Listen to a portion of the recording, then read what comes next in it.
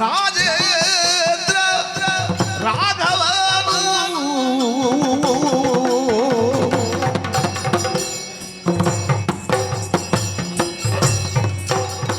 ರಾಜೇಸುವ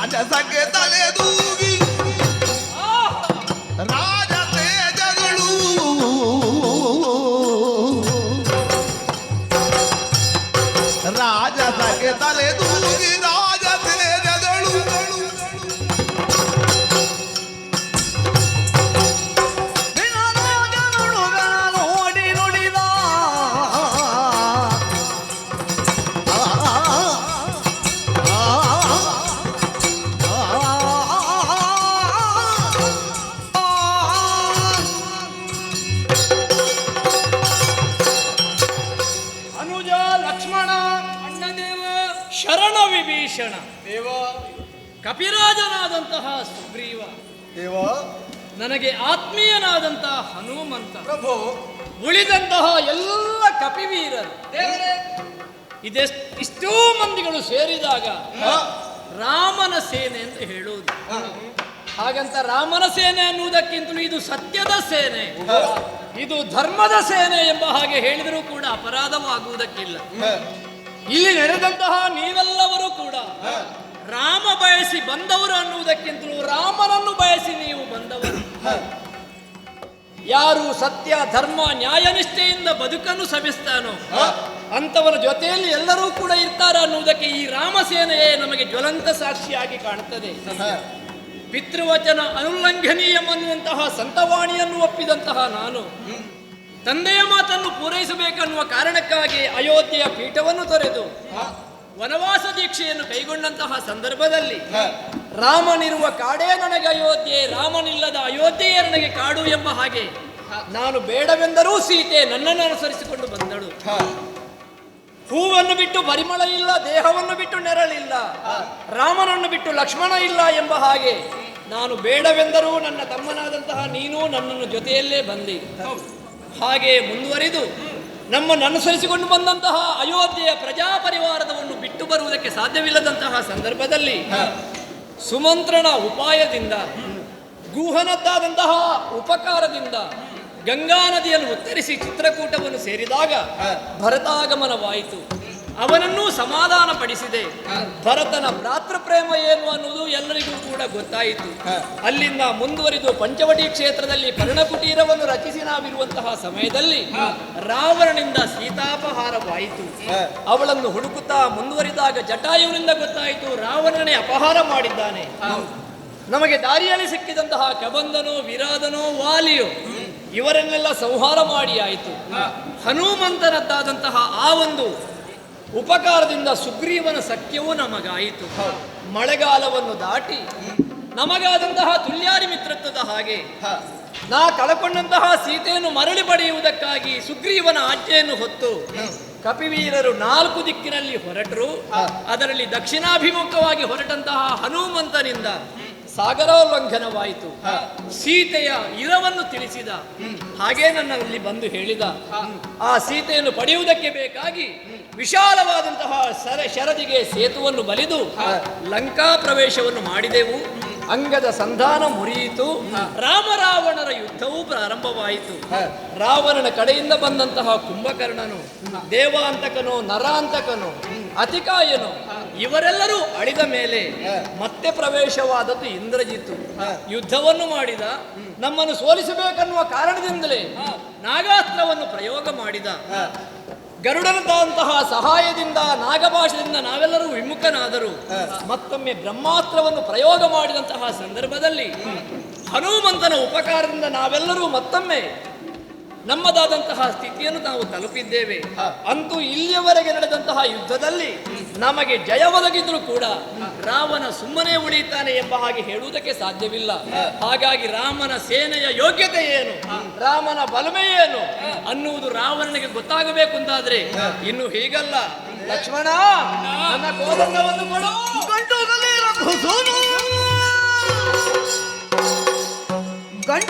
ರಘುಸೂನು ತಾ ಕೈಗೊಂಡು ಲಕ್ಷ್ಮಣನಿಂದ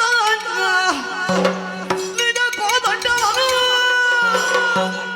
ಹೇಗೈದು ಕಮಲ ಭವಾಂಡ ಬಿರಿವಂತೆ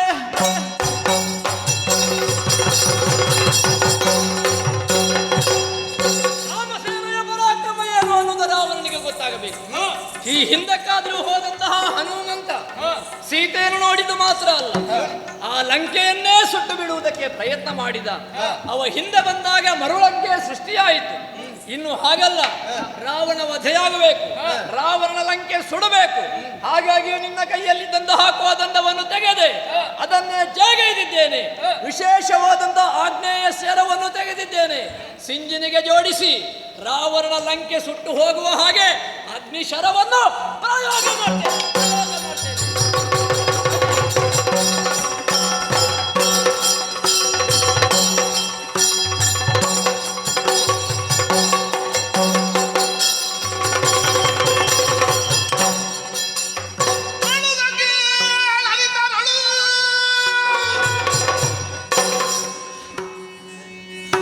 ಶತದಿನ ಮಣಿಯವು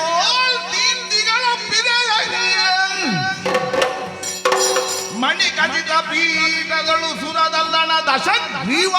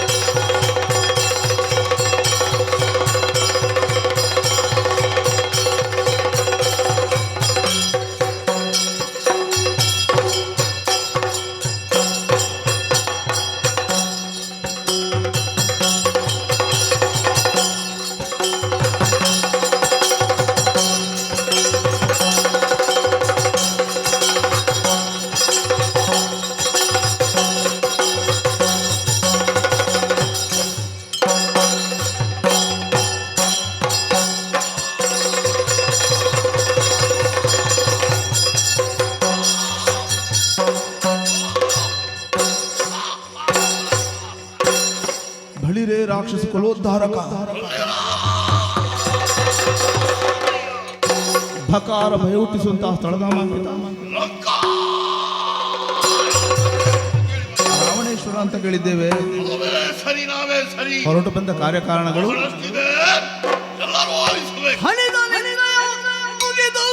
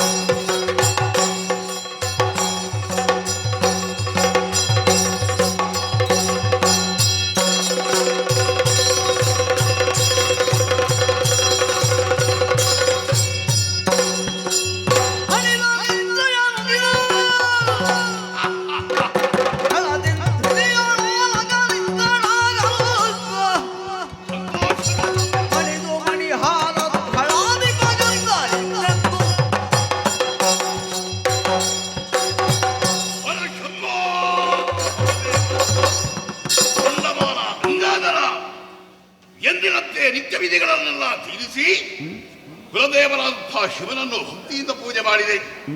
ಪ್ರಸಾದವನ್ನು ಸ್ವೀಕಾರ ಮಾಡಿಕೊಂಡಂತಹ ನಾನು ತುಂಬಿದ ಸಭೆ ಸೇರಿದ್ದೇನೆ.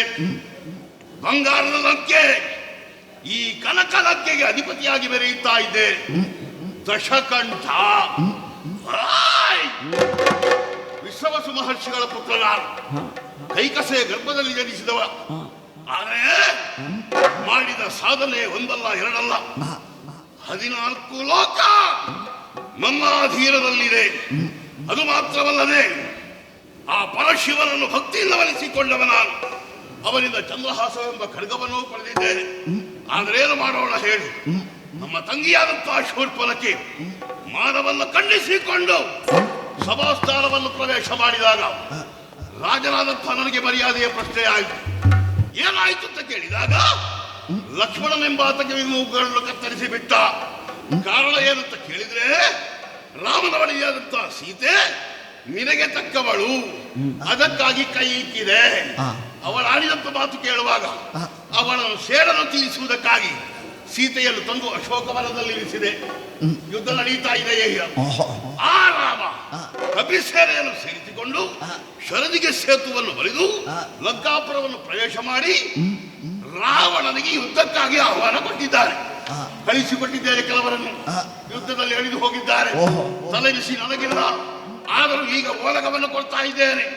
ನಮ್ಮವರು ಇದ್ದವರೆಲ್ಲ ಸಂತೋಷದಿಂದ ಇದ್ದಾರಲ್ಲ, ನೆಮ್ಮದಿ ಏನಂತದು?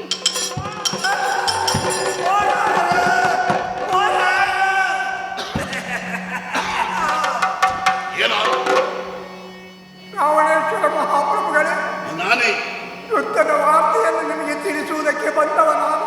ಯುದ್ಧದ ವಾರ್ತೆ? ಹೌದು. ಅಲ್ಲಿ ಯುದ್ಧ ನಡೀತಾ ಇದೆ. ಹೌದು. ವರ್ತಮಾನ ತಿಳಿಸುವುದಕ್ಕೆ ನಿನ್ನನ್ನು ನಾನು ನೇಮಿಸಿದ್ದು. ಹೌದು. ಏನೋ ವರ್ತಮಾನ? ಕೇಳಬೇಕು. ಪುಣ್ಯ ಜ್ಞಾನೇಶ ರಾವಣೇಶ.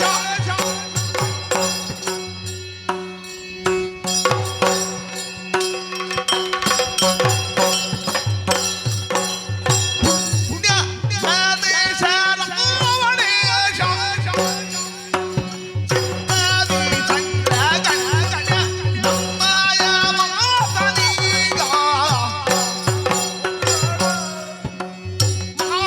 ಮಾತಾಡಲವದಿ ಇಲ್ಲವಯ್ಯ.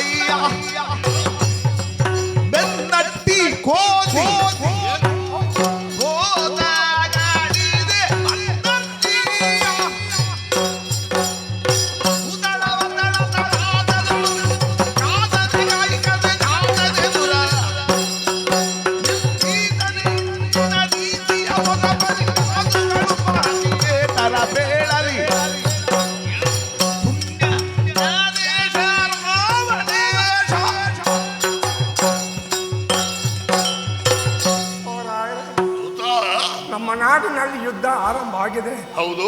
ಯುದ್ಧದ ವಿಚಾರವನ್ನು ಆವಾಗ ತಿಳಿಸಬೇಕು ಅಂತ ಹೇಳಿದ್ರಿ. ಕ್ಷಣ ಕ್ಷಣಕ್ಕೂ ವರ್ತಮಾನವನ್ನು ಹೇಳಬೇಕು ಅಂತ ಹೇಳಿದ್ದೇನೆ. ಇಂದಿನ ಯುದ್ಧದ ವಾರ್ತೆ ಹಾ, ಮಂಗಗಳೆಲ್ಲ ಲಂಕೆಗೆ ಮುತ್ತಿಗೆ ಹಾಕಿದ್ದಾರೆ. ಹೌದು, ಗೊತ್ತಿದೆ ನನಗೆ.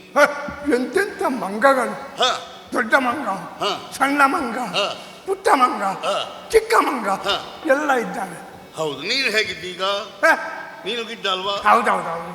ನಾನು ಎತ್ತರದಲ್ಲಿಲ್ವಾ? ನನಗಿಂತ ಗಿಟ್ಟದವರಿದ್ದಾರೆ. ಹಾಗೆ ಪ್ರಪಂಚದಲ್ಲಿರುವಂತಹ ಜೀವಿಗಳು ಸಣ್ಣದ್ದು ದೊಡ್ಡದ್ದು ಎಲ್ಲವೂ ಇರ್ತದೆ. ಆ ಮಂಗಗಳೆಲ್ಲ ರಾಯರೇ ಸುತ್ತ ಬಂದು ಬೆಂಕಿಯ ಕೊಳ್ಳಿ ತಂದು ನಮ್ಮ ಲಂಕೆಯನ್ನು ಸುಟ್ಟು ಬಿಡ್ತಾ ಇದ್ದಾರೆ. ನುಡಿಯನದ ಕೇಳುತ್ತ ನುಡಿಯನದ ಕೇಳುತ್ತ ಗುಡು ಗುಡು ಗುಡಿದೆ ನಳನೋದಿದ್ದ ಖಡ್ಗವನ್ನ ಜಡಿದು ಹೂಂಕರಿಸುದಳೆ ನಡ ನಡುಗಿ ನುಡುಗಿ ಅವನಿದಳ.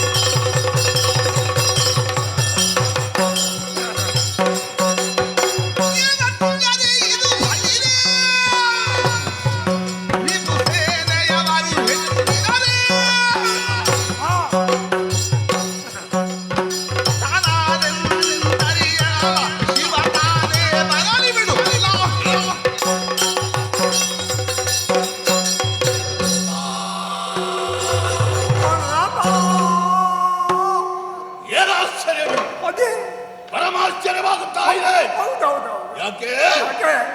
ವೈರಿಗಳಂತಹ ಮಾನವರಲ್ಲಿ ಹೋರಾಡುವುದಕ್ಕಾಗಿ ವೀರಾದಿ ವೀರರನ್ನು ಕಳುಹಿಸಿಕೊಟ್ಟಿದ್ದೇನೆ. ಹೌದು. ರಣಭೂಮಿಯಲ್ಲಿ ಮಂಗಗಳನ್ನು ಕೆಲವರು ನಾಶ ಮಾಡಿದ್ದಾರೆ. ಆದರೆ ನಮ್ಮವರು ಯಾರು ಉಳಿದು ಬರಲಿಲ್ಲ. ಎಲ್ಲರೂ ಸತ್ತು ಹೋಗಿದ್ದಾರೆ. ಪ್ರತಾಪವನ್ನು ಸುಡುವುದಕ್ಕೆ ಬಲ ಮಾಡಿದ್ದಾರೆ ಮಾನವರು.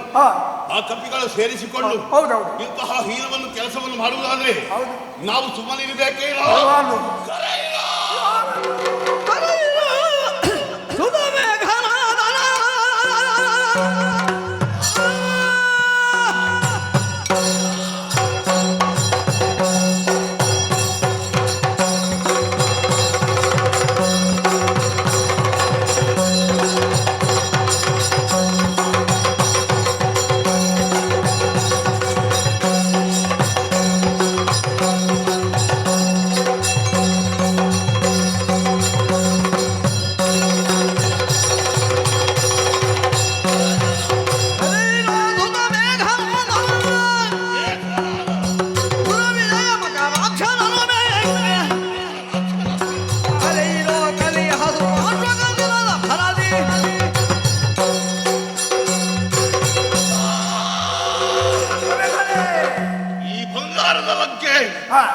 ಇದನ್ನು ವಶಪಡಿಸಿಕೊಳ್ಳುವುದಕ್ಕಾಗಿ ಬಹಳ ಶ್ರಮವನ್ನು ಪಟ್ಟವಲ್ಲ. ಇದನ್ನು ಉಳಿಸಬೇಕಾದ ನಮ್ಮ ಧರ್ಮ. ಹಾಗಾದ್ರೆ ಇದನ್ನು ಸುಡ್ತಾ ಇದ್ದಾರಂತಾದ್ರೆ ವೈರಿಗಳನ್ನು ಸುಮ್ಮನೆ ಬಿಡಬಾರ್ದು. ವೀರಾದಿ ವೀರರಿದ್ದಾರೆ ನಮ್ಮಲ್ಲಿ. ಪರಾಕ್ರಮಶಾಲಿಗಳು ಎಲ್ಲ ವೀರರನ್ನು ಕರೆಯಿರಿ. ಅದರಲ್ಲಿಯೂ ನನ್ನ ಪ್ರೀತಿಯ ಮಗನಾದಂತಹ ಇಂದ್ರಾರಿ ಅವರನ್ನು ಯುದ್ಧಕ್ಕಾಗಿ ಯುದ್ಧ ಸನ್ನದ್ಧನಾಗಿ ಬರುವುದಕ್ಕೆ ಹೇಳಿ.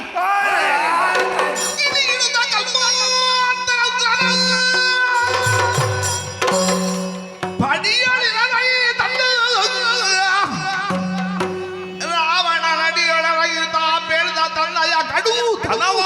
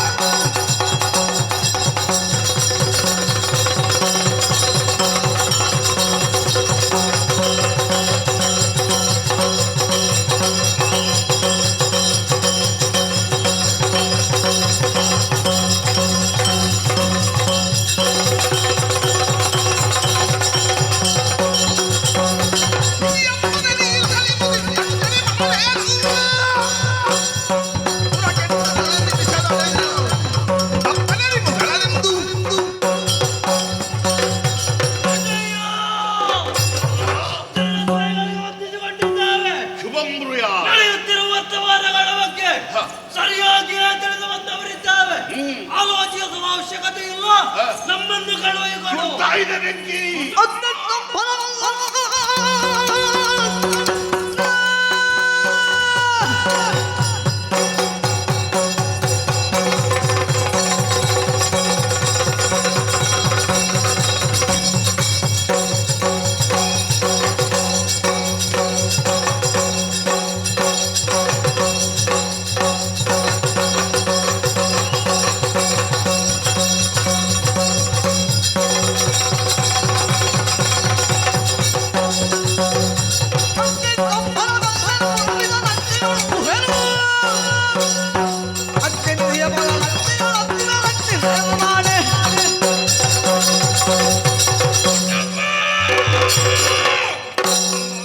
ನಿಮ್ಮ ಮನದಲ್ಲಿರುವ ಚಿಂತೆ ಏನು ಎನ್ನುವುದನ್ನು ಹಾಗೆಂದೇ ನಿಮ್ಮ ಬಳಿಗೆ ಧಾವಿಸಿ ಬಂದಿದ್ದೇನೆ. ಉರಿಯುವಂತಹ ಬೆಂಕಿಯೇ ಚಿಂತೆಯನ್ನು ಬಿಡಿ. ಅಗ್ನಿಸ್ತಂಭನ ವಿದ್ಯೆಯನ್ನು ನಾವು ಕಲಿತಿದ್ದೇವೆ. ಅದರ ಮುಖೇನ ಉರಿಯುವ ಬೆಂಕಿಯನ್ನು ನೋಡಲಿ ಬರ್ತಿಲ್ಲ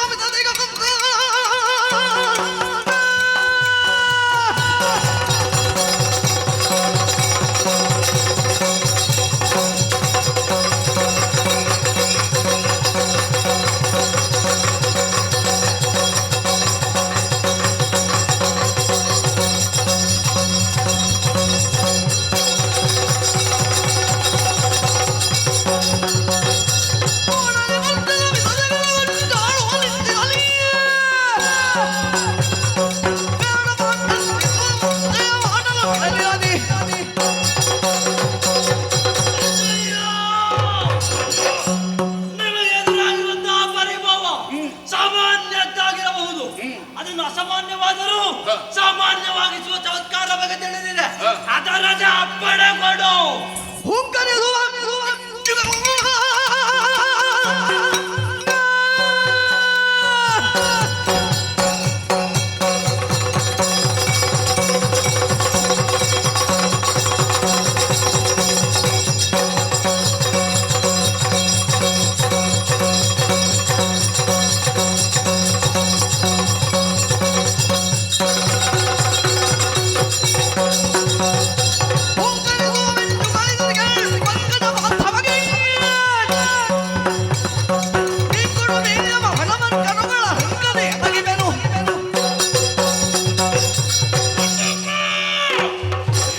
ಬೆಂಕಿಯನ್ನು ನಂದಿಸುವುದಕ್ಕೆ ನಾವು ಹೋಗುತ್ತೇವೆ. ಕೇವಲ ಬಾಯಿ ಮಾತಿನಲ್ಲಿ ಅಲ್ಲ, ಅಷ್ಟದಿಪ್ಪತ್ತುಗಳಲ್ಲಿ ಒಬ್ಬ ವರುಣ. ಆ ವರುಣನನ್ನೇ ತಡೆಹಿಡಿಯುತ್ತೇನೆ ನಾನು. ಏನು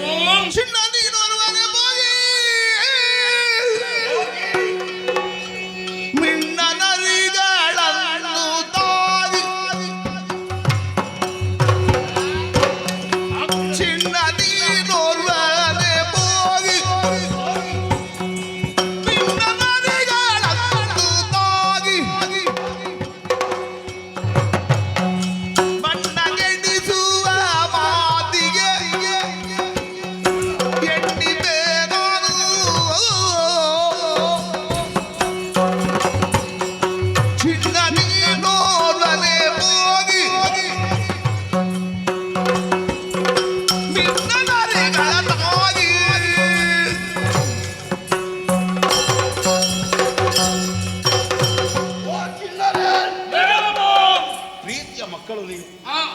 ಓ ಮುದ್ದು ಮಕ್ಕಳೇ, ಹಾಲು ಕಲ್ಲದ ಹಸುಳೆಯರು ನೀವು.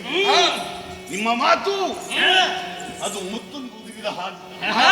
ನಿಮ್ಮ ಮಾತನ್ನು ಕೇಳುವಾಗ ಮನಸ್ಸಿಗೆ ಮಹದಾನಂದವಾಗುತ್ತಾ ಇದೆ. ಮಕ್ಕಳೇ, ಏನು ನಮ್ಮ ತಮ್ಮನ ಮಕ್ಕಳು ನೀವು, ಕುಂಭಶ್ರವಣನ ಮಕ್ಕಳು. ಆದರೆ ರಣಭೂಮಿಯಲ್ಲಿ ಆತ ಅಳಿದು ಹೋಗಿದ್ದಾನೆ.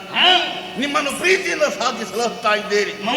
ಚಿನ್ನರಾದಂತಹ ನೀವು ಬೆಂಕಿ ಉರಿಯುವುದನ್ನು ಕಂಡು ಮಾವನನ್ನು ನಂದಿಸುವುದಕ್ಕೆ ಹೋಗ್ತೇವೆ. ನಮ್ಮ ಕುಲದೇವನಾದಂತಹ ಶಿವ ಅವ ರಾಜನೂ ಹೌದು, ಆನಂದಮಯೂ ಹೌದು. ಖಂಡಿತ ಶಿವರಾಜ ಅಂತ ಅವನನ್ನು ಕೊಂಡಾಡ್ತಾರೆ, ಶಿವಾನಂದ ಅಂತಲೂ ಅವನನ್ನು ಹೇಳ್ತಾರೆ. ಅಯ್ಯ, ಅಂತವರ ಅನುಗ್ರಹ ನಮ್ಮ ಮೇಲಿರುವಾಗ ಯಾವ ಭೀತಿಯೂ ನಮಗಿಲ್ಲ.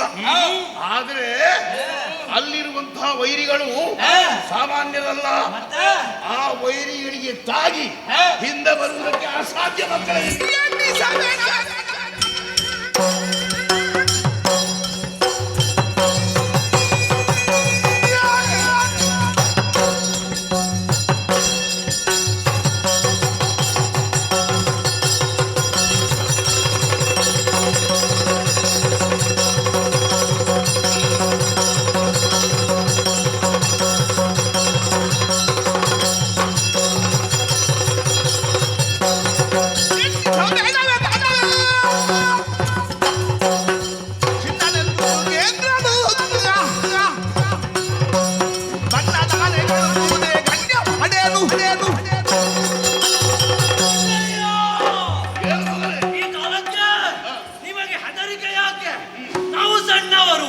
ಚಿಣ್ಣರಾದ ನಮ್ಮಿಂದ ಮಹತ್ ಕಾರ್ಯ ಸಾಧ್ಯವಿಲ್ಲ ಎನ್ನುತ್ತಿದ್ದಾರೆ.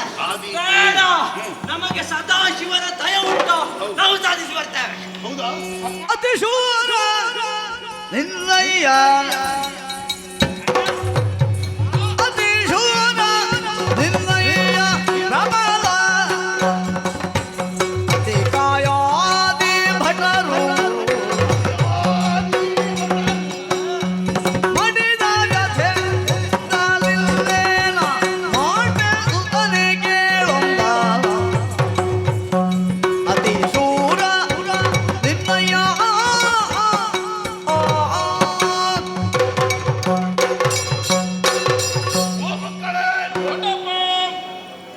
ಊರಲ್ಲಿ ನಿಮ್ಮ ಉತ್ಸಾಹ ಬಹಳ ಸಂತೋಷ ಕೊಡ್ತಾ ಇದೆ. ಇಲ್ಲಿ ನಮ್ಮ ಉತ್ಸಾಹ ಮತ್ತೆ ಮಾಡಬೇಕು.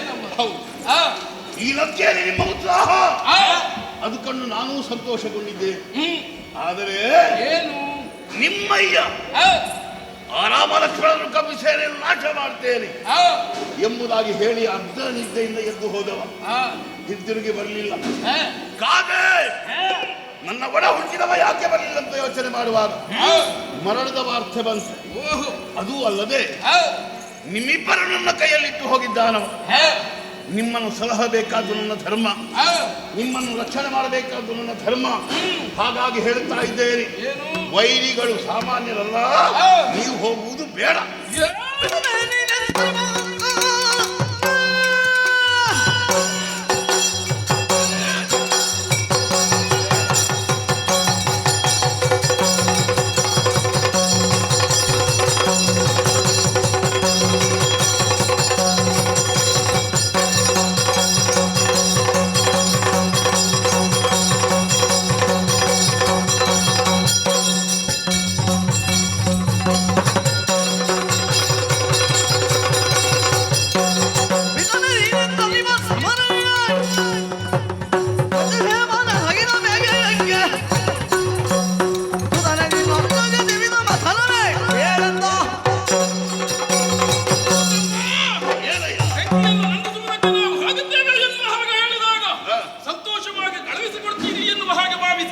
ನನಗೆ ಹೆದರಿಕೆ ಆಗುತ್ತಾ ಇದೆ. ತೀರ ವಿರುದ್ಧವಾಗಿಯೇ ಮಾತನಾಡಿಬಿಟ್ಟಿರಿ. ಮಕ್ಕಳು ನೀವು ದೊಡ್ಡಪ್ಪ, ಕಳಕೊಳ್ಳುವ ಮನಸ್ಸು ನನಗಿಲ್ಲ. ನಮ್ಮ ತಂದೆಯವರು ಯಾಕೆ ಹೋದದ್ದು?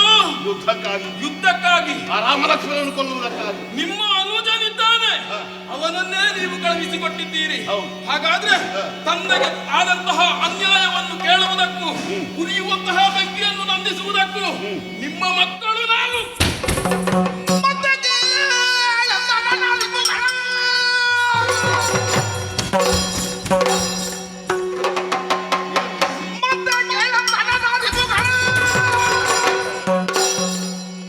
ಒತ್ತಿ ಹತ್ತಿದ ಸಿರಿಯ ನಂದಿದೆ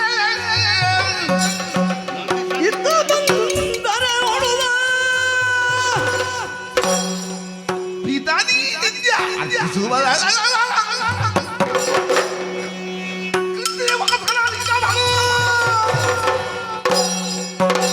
ಪೂಜೋತ್ತಮನ ವೇಳೆಯಲ್ಲಿ ಎಡಗಾಲಿದ್ದು ಕೆದರಿದ ದೋಷ ಕುಂಭಗ ಗೆದ್ದು ಒಪ್ಪಿರಿದ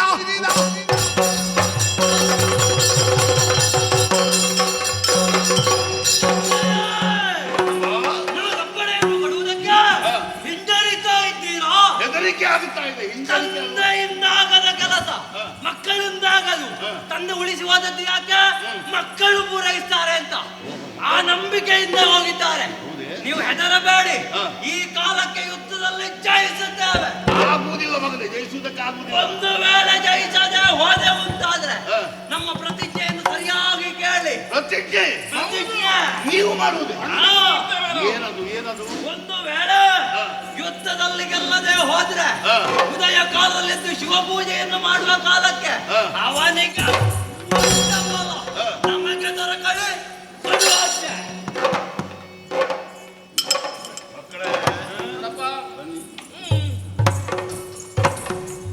ನೀವು ಇಷ್ಟು ಬೆಳೆದಿದ್ದೀರಂತ ನನಗೆ ಗೊತ್ತೇ ಇರಲಿಲ್ಲ. ಹೌದಾ?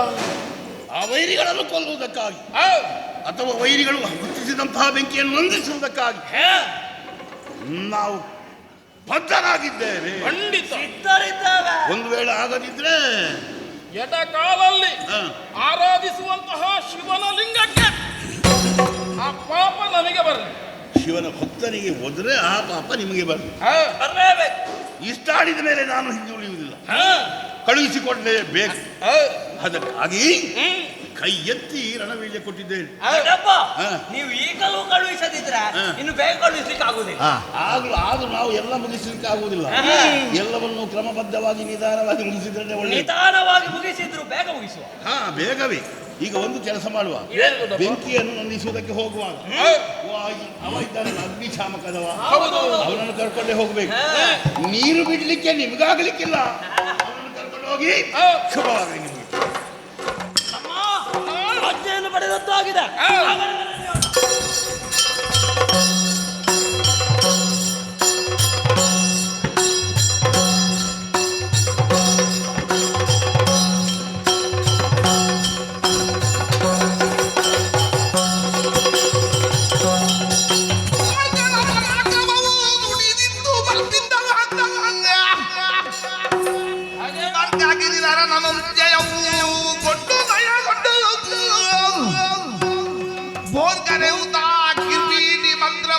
ಜಪಿಸಿ ಪಳೆಯನ್ನು ಉಪಧರಿಸಿ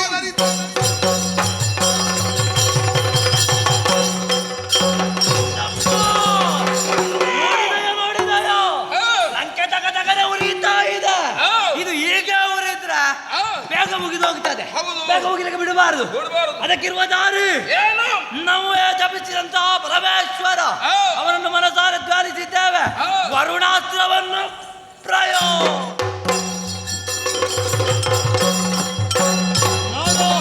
ಅಗ್ನಿ ಸ್ತಂಭೀಭೂತವಾಗಿದೆ, ಉರಿಯುವುದು ನಿಂತು ಹೋಗಿದೆ. ಹೌದಲ್ಲ? ಹೌದು. ಇನ್ನು ಹೀಗಲ್ಲ. ಈಗ ಇದಕ್ಕೆಲ್ಲ ಕಾರಣ ಆ ರಾಮ ಲಕ್ಷ್ಮಣರು ಕಪಿಗಳು. ಅವರ ಯುದ್ಧ ಕೂಡದು. ಯಾಕೆ? ಬೆಂಕಿಯನ್ನು ನಂದಿಸಿದಂತಹ ವಿಚಾರ ದೊಡ್ಡಪ್ಪನಿಗೆ ತಿಳಿಯಬೇಕು. ಹೌದಲ್ಲ? ಆಮೇಲೆ ಯೋಚಿಸುವ.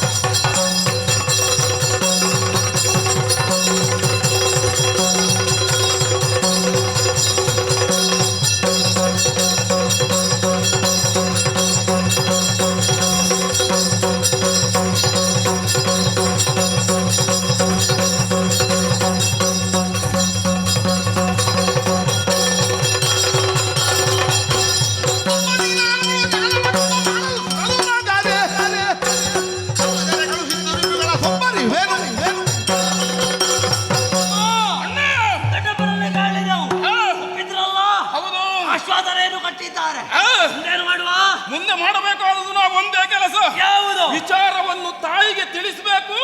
ಆಮೇಲೆ ರಾಮ ಲಕ್ಷ್ಮಣನ ಜೊತೆ ಯುದ್ಧ.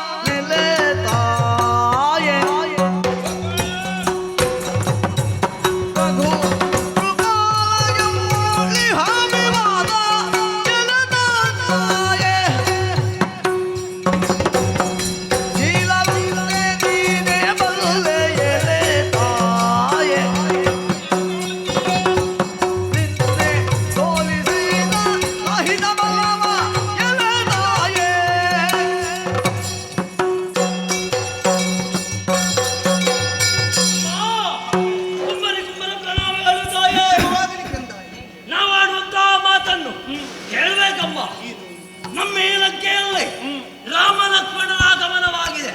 ಇದರಿಂದ ನಮ್ಮ ಹಸುರೆಲ್ಲ ಸುರಗಿತಾ ಇದ್ದಾರೆ. ಈ ಚಿತ್ತದಡ್ಡಪ್ಪರಿಗೆ ಕಾಡಿತ್ತು. ಅದಕ್ಕಾಗಿ ಅವರಿಗೆ ಆಶ್ವಾಸನೆಯನ್ನು ಕೊಟ್ಟು ಯುದ್ಧಕ್ಕೆ ನಾವು ಹೋಗ್ತೇವೆ ಅಂತ ಹೊರಟು ಬಂದಿದ್ದೇವೆ. ಅನುಜ್ಞೆ ಬೇಕು. ತರವೇನು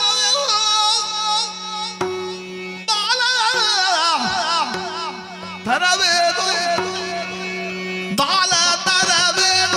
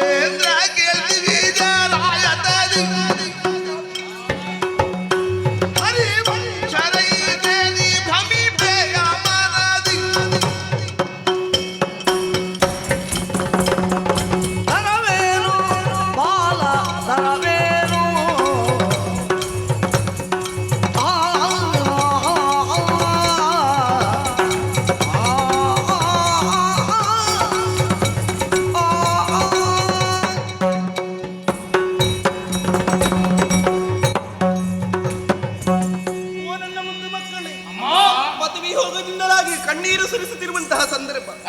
ನನ್ನ ಕಣ್ಣ ಮುಂಭಾಗದಲ್ಲಿ ಬಂದವರು ನನ್ನ ಮುದ್ದು ಮಕ್ಕಳು. ಹೌದು ತಾಯಿ. ಆನಂದ ತುಂಬಿದಂತಹ ಮಾತನ್ನಾಡುತ್ತೀರಿ ಎಂಬುದಾಗಿ ನಾ ಭಾವಿಸಿಕೊಂಡಿದ್ದೆ. ಮುಳ್ಳನ್ನು ಚುಚ್ಚುವಂತಹ ಮಾತನ್ನೇ ಆಡಿಬಿಟ್ಟಿರಲ್ಲ ಮಕ್ಕಳೇ. ಯಾವುದೇ ಒಂದು ಕಾರ್ಯವನ್ನು ಮಾಡುವಂತಹ ಮುಂಚಿತವಾಗಿ ಕಾರ್ಯರಂಗಕ್ಕೆ ಧುಮುಕುವಂತಹ ವೇಳೆ ಕಾಲಿಡುವ ಮುಂಚಿತವಾಗಿ ಕಣ್ಣಿಡಬೇಕಂತ ಚಿಂತನೆ ಮಂತನೇ ಯೋಚಿಸಬೇಕಂತ ನೀವು ಆಡಿದಂತಹ ಮಾತು ಇದು ದಿಟವೇ ನಿಜವೇ? ರಾಮನೊಂದಿಗೆ ಯುದ್ಧವನ್ನ ಮಾಡುವುದೇ ಹೊರಟಿದ್ದೇವೆ. ರಾಮ ಲಕ್ಷ್ಮಣನೆಂದರೆ ಸಾಮಾನ್ಯ ಮಾನವರಾಗಿರಬಹುದು, ಆದ್ರೆ ಅವರ ಹಿಂದೆ ಇರುವಂತಹ ಕಪಿಸೇನೆ ಅವರ ಸಾಹಸಕ್ಕೆ ನಾವು ತಲೆದೂಗಲೇಬೇಕು. ಇಷ್ಟುವರೆಗೆ ಹೋದಂತಹ ಎಲ್ಲ ನಮ್ಮವರು ಕೂಡ ಯಮನ ಪಟ್ಟಣವನ್ನ ಸೇರಿದ್ದಾರೆ. ಯಾಕೆ? ನೀವು ಮಾಡುವಂತಹ ಕೃತ್ಯ ಅಂತಹದ್ದೇ. ಹಗಲು ಕಂಡಂತಹ ಬಾವಿಗೆ ರಾತ್ರಿ ಹೋಗಿ ಬಿದ್ದವರಿದ್ದಾರೆ, ಆದರೆ ರಾತ್ರಿ ಕಂಡಂತಹ ಬಾವಿ ಹಗಲು ಬಿರುವವರಿದ್ದಾರೆ. ನೀವು ಮಾಡುವಂತಹ ಕೃತ್ಯವು ಹಾಗೆ ಆದೀತು. ಹಾಗಾಗಿ ನೀವಲ್ಲಿ ಹೋಗುವುದು ತರವಲ್ಲ ಮಕ್ಕಳೇ.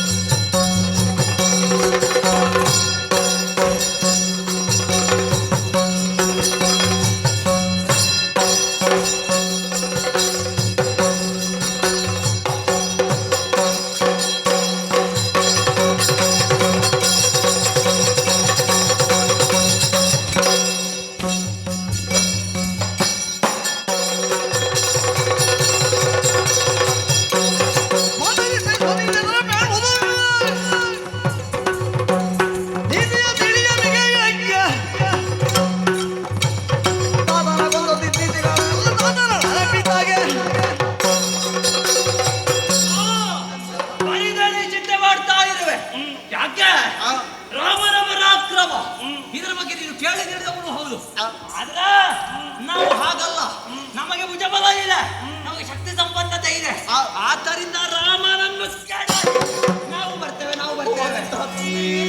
ವಿಕ್ರಮನೇ ನಿನ್ನಪ್ಪ ಕೇಳ್ ಮಗನೇ ಹೀನ ವಿಕ್ರಮನೇ ನಿನ್ನಪ್ಪ ಕೇಳ್ ಮಗನೇ ತಾನತಿ ಕಾಯ ನೋಡಿದ ಡಲ್ಪ ಫಲನೇ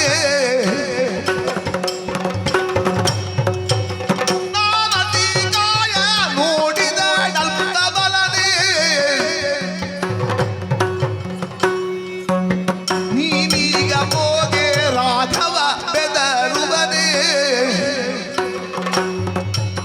ನೀನೀಗ ಹೋಗೆ ರಾಘವ ಬೆದರುವನೇ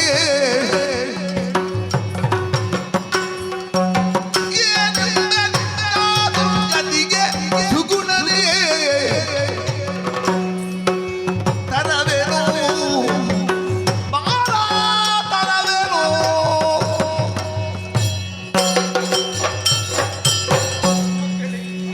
ತಿಳಿದು ಮಾಡಿದರೆ ಅಪರಾಧ, ತಿಳಿಯದೆ ಮಾಡಿದರೆ ಪ್ರಮಾದವೆನಿಸಿಕೊಳ್ಳುತ್ತದೆ. ಆದರೆ ನಿಮ್ಮಿಂದ ತಿಳಿದು ಅಪರಾಧವೇ ಆಗುತ್ತಾ ಉಂಟು. ಮಕ್ಕಳೇ, ನಿಮ್ಮ ತಂದೆಯಾದವರು ಅದೆಷ್ಟೋ ವಿರಿಯಿಂದ ದತ್ತವಾದಂತಹ ವರವರವನ್ನು ಹೊಂದಿದವರು ತಾನೆ. ಆದರೆ ರಾಮನೊಂದಿಗೆ ಯುದ್ಧಕ್ಕೆ ಹೋದಂತ ಅವರು ಮರಳಿ ಬಂದದ್ದುಂಟೆ, ನಿಮ್ಮ ಚಿಕ್ಕಪ್ಪ ಬಂದದ್ದುಂಟೆ. ಅವರು ವರವರವನ್ನು ಪಡೆದವರಿದ್ದಾರೆ, ಪರಾಕ್ರಮಿಗಳಿದ್ದಾರೆ. ಆದರೆ ಹೋದಂತವರು ಮರಳಿ ಬಾರಲಿಲ್ಲ. ಯಾಕೆ? ಎಲ್ಲವೂ ದೈವಚಿತ್ತವಾದದ್ದು. ಈ ಸಂದರ್ಭದಲ್ಲಿ ನೀವು ಹೋಗುತ್ತೀರಿ ಎಂಬುದಾಗಿ ಹೇಳುತ್ತಾ ಇದ್ದೀರಿ. ತಂದೆಗೆ ಹೆದರದವ ಮಕ್ಕಳಿಗೆ ಹೆದರಿಯಾನ. ನೀವು ಮಾಡುವಂತಹ ಕೃತ್ಯ ಹೇಗಾಗುತ್ತದೆ? ರಾಮನೊಂದಿಗೆ ಯುದ್ಧವನ್ನು ಮಾಡುವುದು ಒಂದೇ, ಮೃತ್ಯುವಿನ ಬಾಗಿಲನ್ನು ಪಡೆಯುವುದು ಕೂಡ ಒಂದೇ. ಮೊದಲೇ ನೊಂದವಳಿದ್ದೇನೆ. ಇಂತಹ ಮಾತುಗಳನ್ನು ಹೇಳಬೇಡಿ ಮಕ್ಕಳೇ, ಹೋಗದಿರಿ.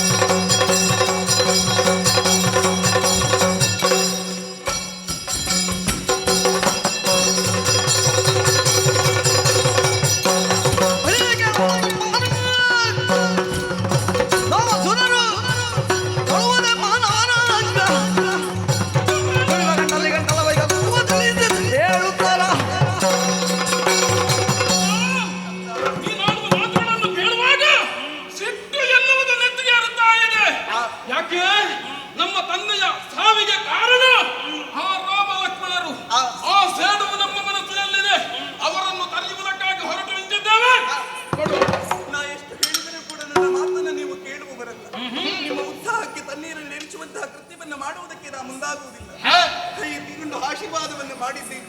ವಿಜಯಶೀಲರಾಗಿ ಬನ್ನಿ ಮಕ್ಕಳೇ. ಅಮ್ಮನಿಂದ ಅನುಜ್ಞೆಯನ್ನು ಪಡೆದದ್ದಾಗಿದೆ. ಇನ್ನು ತಡ ಮಾಡುವುದರಲ್ಲಿ ಅರ್ಥ ಉಂಟೋ ಹೇಳು? ಇಲ್ಲವಲ್ಲ. ಆದಷ್ಟು ಬೇಗ ನಮ್ಮ ಪಯಣ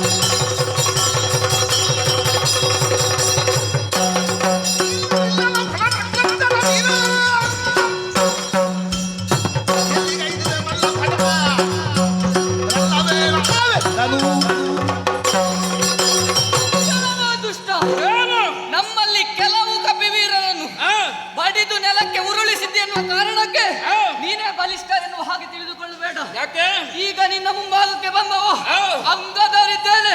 ನಿನಗೆ ಸಾಮರ್ಥ್ಯ ಉಂಟ ನನ್ನಲ್ಲಿ?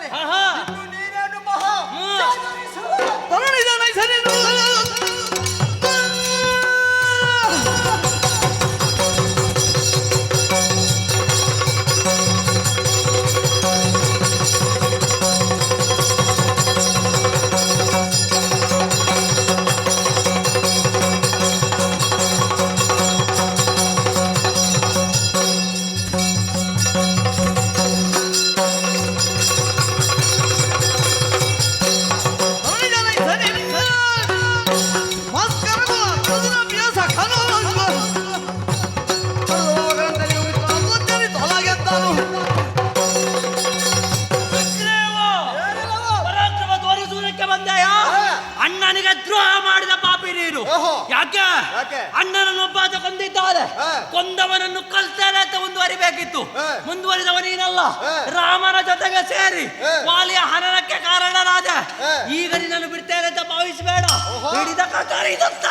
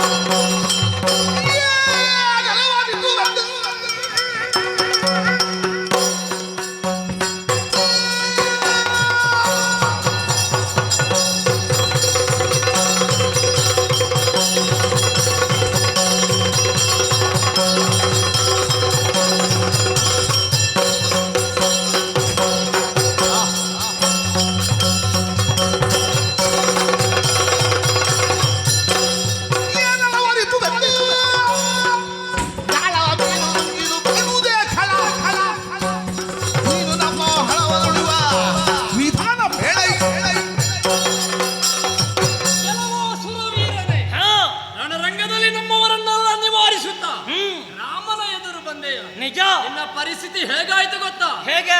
ಆಳವನ್ನು ನುಂಗಿದ ಮತ್ಸ್ಯದೋಪಾದಿಯಲ್ಲಿ ಸಾಯಬೇಕಾದಿತ್ತು ಎಚ್ಚರ.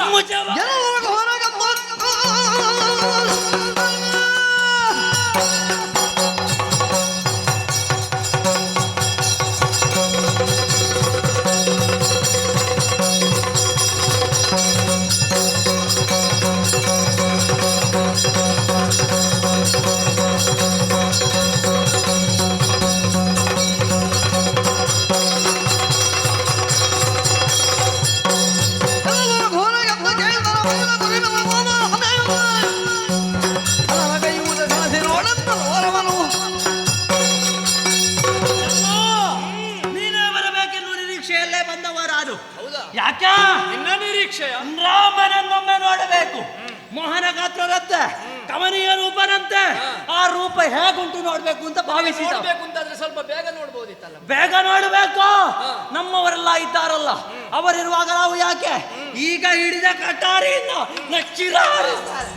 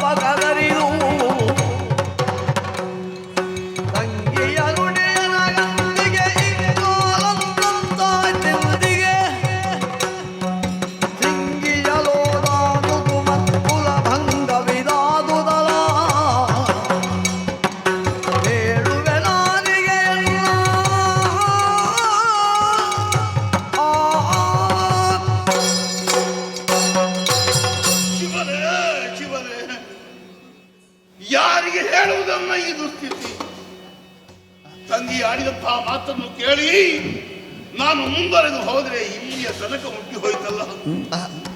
ನನ್ನವರೆಲ್ಲ ರಣಭೂಮಿಯಲ್ಲಿ ಅಳೆಯುತ್ತಾ ಇದ್ದಾರೆ.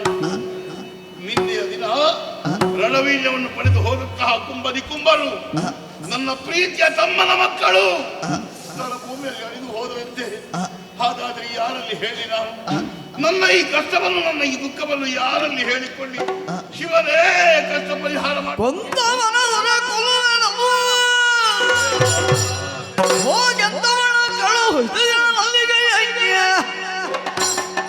ಬಂದ ನಾಮಕರಾಕ್ಷರಿ ಕುಲಕ್ಕೆ ಯಕ್ಷ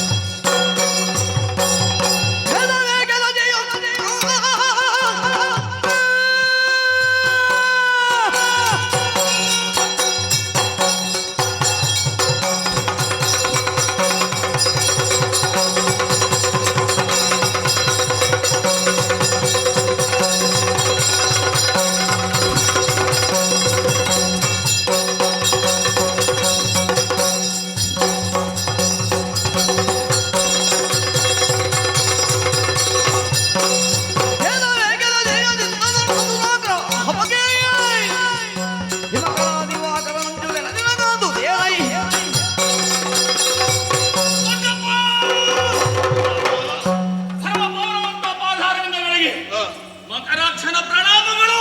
ಒಳ್ಳೆಯದಾಗಲಿ ಮಗನೇ. ಖೇದವೇಕೆಲೆಜಿಯ ಆ ಹಿಮಕ್ಕೆ ದಿವಾಕರನು ಯಾವತ್ತು ಅಂಜಿದ್ದುಂಟೆ? ಇಲ್ಲ. ಯೋಚನೆ ಮಾಡಬೇಡ. ಅಂತರಂಗದ ತುಂಬುದಾನ ಏನೆನ್ನುವುದನ್ನು ನಾನು ಅರ್ಥವಿಸಿಕೊಂಡಿದ್ದೇನೆ. ನಿನ್ನ ಮನದ ಇಚ್ಛೆಯಂತೆಯೇ ನಾನು ವ್ಯವಹರಿಸ್ತೇನೆ. ಅಪ್ಪಣೆಗಳು. ದೇವತೆಗಳನ್ನು ಗೆದ್ದಂತ ನನಗೆ ಈ ಸ್ಥಿತಿ ಬಂತು.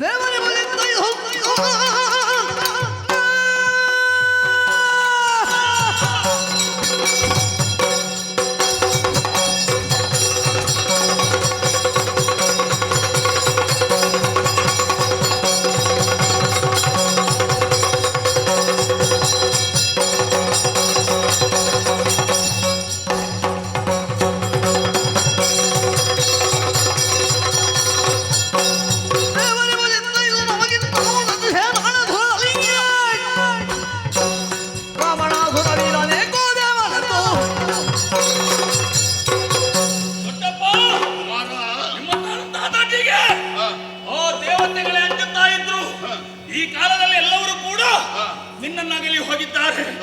ಅಂತ ದೇವತೆಗಳ ಬಾಯಿಯಿಂದ ಏಕೋ ದೇವ ರಾವಣ ಹೇಳಿಸದೇ ಇದ್ರೆ ಮಕರಾಕ್ಷನಲ್ಲ. ಆ ಮಾನವರಿಗೆ ಅವರೆಲ್ಲ ಸಹಾಯ ಮಾಡ್ತಾರೆ.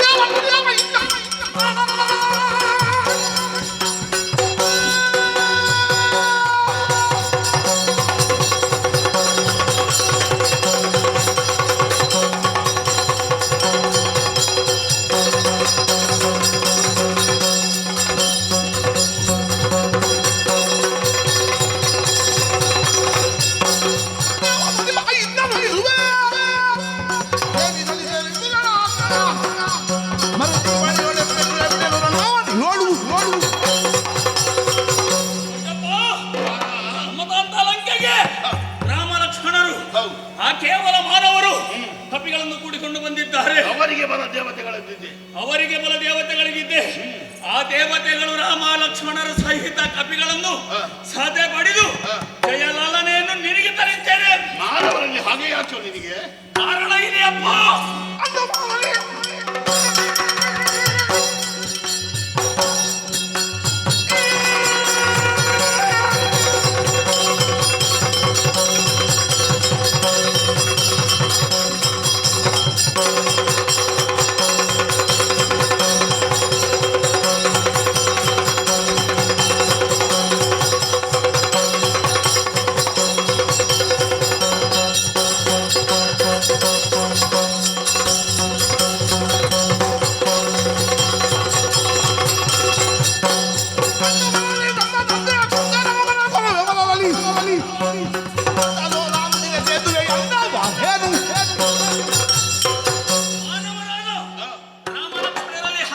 ವಿಷಯ. ಯಾಕೆ? ಅಪ್ಪ, ಏನು ಮಗನೇ? ಒಂದು ವನದಲ್ಲಿ ಹಾ. ನನ್ನ ತಂದೆ ಹಾ. ಖರಾಸುರನನ್ನು ಕೊಂದ ಹಗೆಯನ್ನು ತೀರಿಸಿಕೊಳ್ಳುವುದಕ್ಕೆ ಇದೆ ಒಂದು ಅವಕಾಶ. ಹಾ. ಅಪ್ಪಣೆಯನ್ನು ಕೊಡು. ಕರಾಸುರನ ಮಗ ನೀನು. ಹಾ. ಮಕರಾಕ್ಷ ಇಷ್ಟರವರೆಗೆ ಎಲ್ಲರೂ ಧೈರ್ಯವನ್ನು ಹೇಳಿ ಹೋಗಿದ್ದಾರೆ. ಹಾ. ನನಗೆ ಧೈರ್ಯ ಬರುವುದಿಲ್ಲ ಮಗನೇ. ಧೈರ್ಯ ಬರುವುದಿಲ್ಲವೇ? ಎನ್ನಿವರೆಗೆ ನೀ ಸಾಕಿದಗೆ ನಾಳೆಯ ರಳಿಗಳ ತಿವಿಸಿದ ಕುತದಿ ಕುಲದೇವಿ ಬಿರಿಗೆ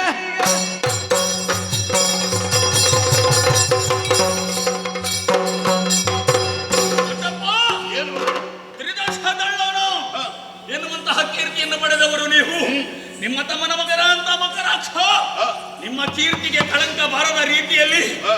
ಓ ರಾಮ ಲಕ್ಷ್ಮಣರ ಕಪಿಗಳನ್ನೆಲ್ಲ ಕೆಡಹಿ ಜಯ ಲಲನೆಯನ್ನು ತಂದು ನಿನಗೆ ವರಿಸ್ತೇನೆ. ಧೈರ್ಯವನ್ನು ತಂದುಕೋ ಮಕರಾಕ್ಷ, ದೊಡ್ಡಪ್ಪ. ನಿನ್ನ ಪರಾಕ್ರಮದ ಬಗ್ಗೆ ಹೆಮ್ಮೆ ಇದೆ ನನಗೆ. ಹಾ. ಕಣ್ಣಾರೆ ಕಂಡವನು ನಾನೇ. ಹಾ. ಹಾಗಾಗಿ ಹಾ. ನೀನು ಉತ್ಸಾಹದಿಂದ ಮುಂದುವರಿಯುತ್ತಿಂತಾದ್ರೆ ಹಾ. ನಾನು ನಿನ್ನ ಉತ್ಸಾಹಕ್ಕೆ ತಣ್ಣೀರು ಹರಿಸುವುದಿಲ್ಲ. ಬಂಗಾರದ ಬಟ್ಟಲಲ್ಲಿ ಹಾ. ರಣ ವೀರ್ಯವನ್ನು ಇರಿಸಿದ್ದೇನೆ, ಕೈ ಎತ್ತಿ ಕೊಟ್ಟಿದ್ದೇನೆ. ಶುಭ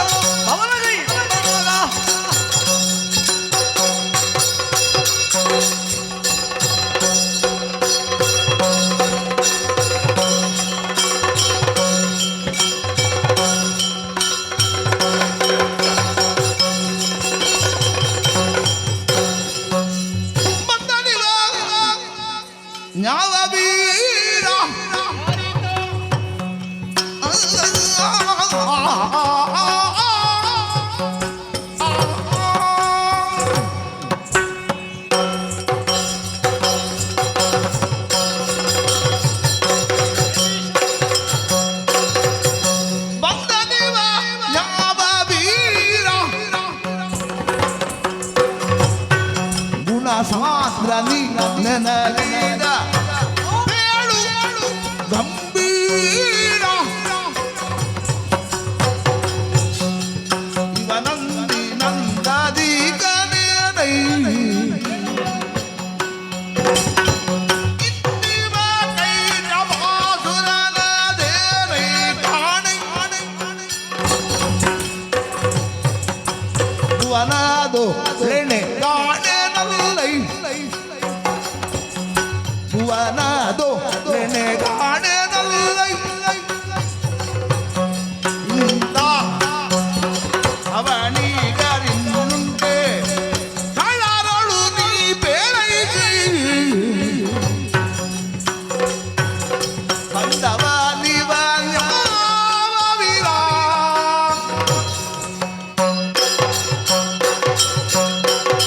ವಿಭೀಷಣ ಪ್ರಭು ಭಕ್ತನಾಗಿ ಬಂಧುವಾಗಿ ಶರಣಶ್ರೇಷ್ಠನಾಗಿ ನಮ್ಮ ಬಳಿ ಇರುತ್ತಾ ರಾವಣಾದಿ ಖಳರ ಸಮಸ್ತ ವಿಷಯವನ್ನು ಹೇಳುತ್ತಿದ್ದವ ನೀನು. ನಿಜ. ಈ ಮೊದಲದೆಷ್ಟೋ ಮಂದಿ ಬಂದವರ ಪರಿಚಯ ಹೇಳಿದವ ನೀನು. ಈಗ ನೋಡು ಆಶ್ಚರ್ಯ, ಬೆಟ್ಟಕ್ಕೆ ಕೈಕಾಲು ಮೂಡಿದ ಹಾಗೆ ಒಬ್ಬ ದೀರ್ಘದೇಹಿಯಾದಂತಹ ರಕ್ಕಸ ಈ ಕಡೆಗೆ ಬರುತ್ತಿದ್ದಾನೆ. ಅವನ ದೇಹದ ಗಾತ್ರವನ್ನು ಕಂಡಾಗ, ಅವನ ಅಟ್ಟಹಾಸವನ್ನು ಕಂಡಾಗ ಇವನ ಪರಿಚಯವನ್ನು ತಿಳ್ಕೊಳ್ಬೇಕನ್ನುವಂತಹ ಹಂಬಲವಾಗುತ್ತಿದೆ. ಹೇಳುವುದನ್ನು ಕೇಳಿದ್ದೇವೆ ಪೂರ್ವದಲ್ಲಿ. ಅಂಧಕಾಸುರ ಅಂತ ಒಬ್ಬನಿದ್ದನಂತೆ, ಕೈಟಭಾಸುರ ಅಂತ ಒಬ್ಬನಿದ್ದನಂತೆ. ಆ ಸತ್ತಂತಹ ರಕ್ಕಸರೇ ಮತ್ತೊಮ್ಮೆ ಜೀವವನ್ನು ಪಡೆದು ಬಂದರೋ ಎಂಬ ಹಾಗೆ ನಮಗೆ ಅನಿಸುತ್ತಾ ಇದೆ. ಹಾಗಾಗಿ ನಿಮ್ಮ ಪಾಳಯದಲ್ಲಿ ಇವ ಯಾರು, ರಾವಣನಿಗೂ ಇವನಿಗೂ ಸಂಬಂಧ ಏನಾದರೂ ಇದೆಯೋ, ಇವನ ಹೆಸರೇನು, ಯಾರ ಮಗ, ಹೇಳುವ ಯಾವ ವಿಭೀಷಣ? ರಾಜೇಂದ್ರ ಕುಲದೀಪ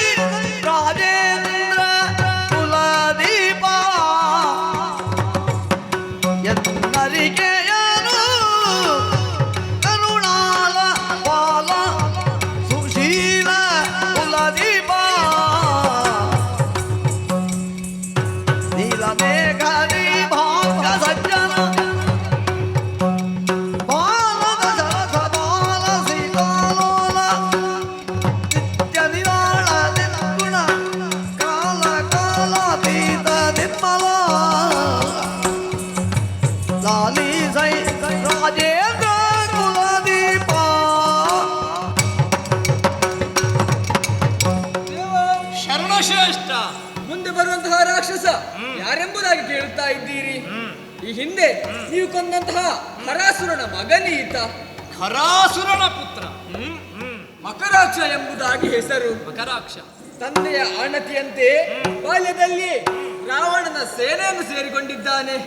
ಅಷ್ಟು ಮಾತ್ರವಲ್ಲ, ಈ ಹಿಂದೆ ಬಂದು ಹೋದಂತಹ ಇಂದ್ರಾರ್ಯ ಅವನಿಗಿಂತಲೂ ಮಿಗಿಲಾದ ಬಲಶಾಲಿಯಾಗಿದ್ದಾನೆ. ಆದ್ದರಿಂದ ಹೇಳುವುದು, ಈತನಲ್ಲಿ ಹೋರಾಡುವುದಕ್ಕೆ ಸ್ವಲ್ಪ ಜಾಗರೂಕತೆ. ನಮ್ಮವರೇ ಕೇಳಿದಿರಲ್ಲ ವಿಭೀಷಣ ಹೇಳಿದಂತಹ ಮಾತು. ಬಂದವ ಕರಾಸುರ ಪುತ್ರನಾದಂತಹ ಮಕರಾಕ್ಷನಿದ್ದಾನೆ. ಇಂದ್ರಜಿತುವಿಗೆ ಸಮಬಲವಾಗಿದ್ದಾನೆ. ಹಾಗಾಗಿ ಅನಿವಾರ್ಯವಾಗಿ ಆದರೂ ಇವನಲ್ಲಿ ಕಾಳಗ ಮಾಡಬೇಕಾದ ನಮ್ಮ ಕರ್ತವ್ಯ. ಕಾಲ ವಿಳಂಬ ಸಲ್ಲದು. ಆಯುಧ ಹಸ್ತರಾಗಿ ಮಕರಾಕ್ಷನಲ್ಲಿ ಕಾಳಗಕ್ಕೆ ನಡೆಯೋಣ.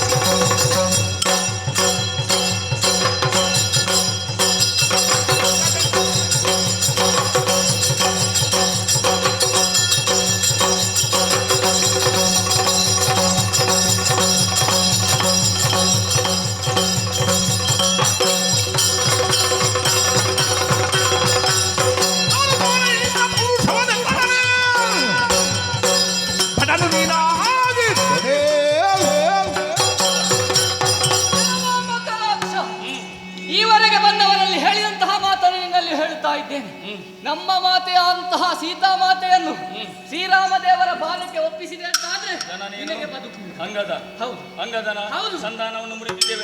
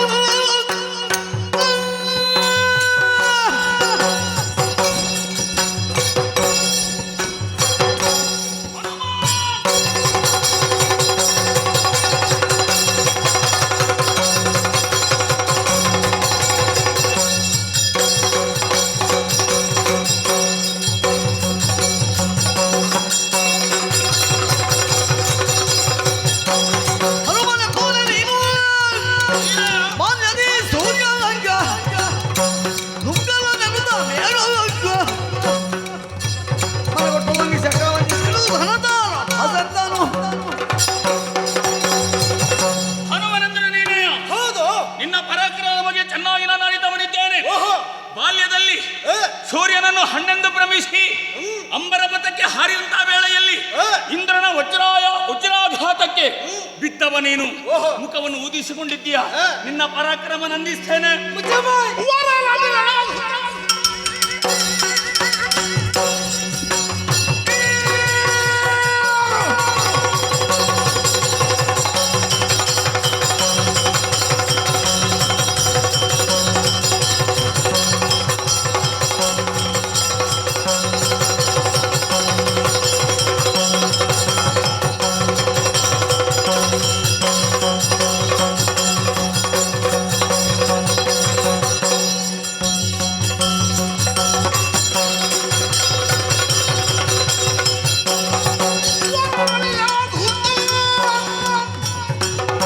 ತಂದೆಯ ಮಕ್ಕಳನ್ನು ಉಳಿದು ಬಂದ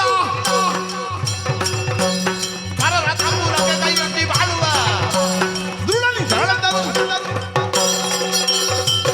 ಮಗನಾಕ್ಷ, ರಾಮನನ್ನು ಎದುರಿಸುವುದಕ್ಕಾಗಿ ಎದುರಾಗಿ ನಿಂತಯ ನನ್ನನ್ನು ಎದುರಿಸಿ ರಾಮನನ್ನು ಎದುರಿಸಿ ನೋಡುವ.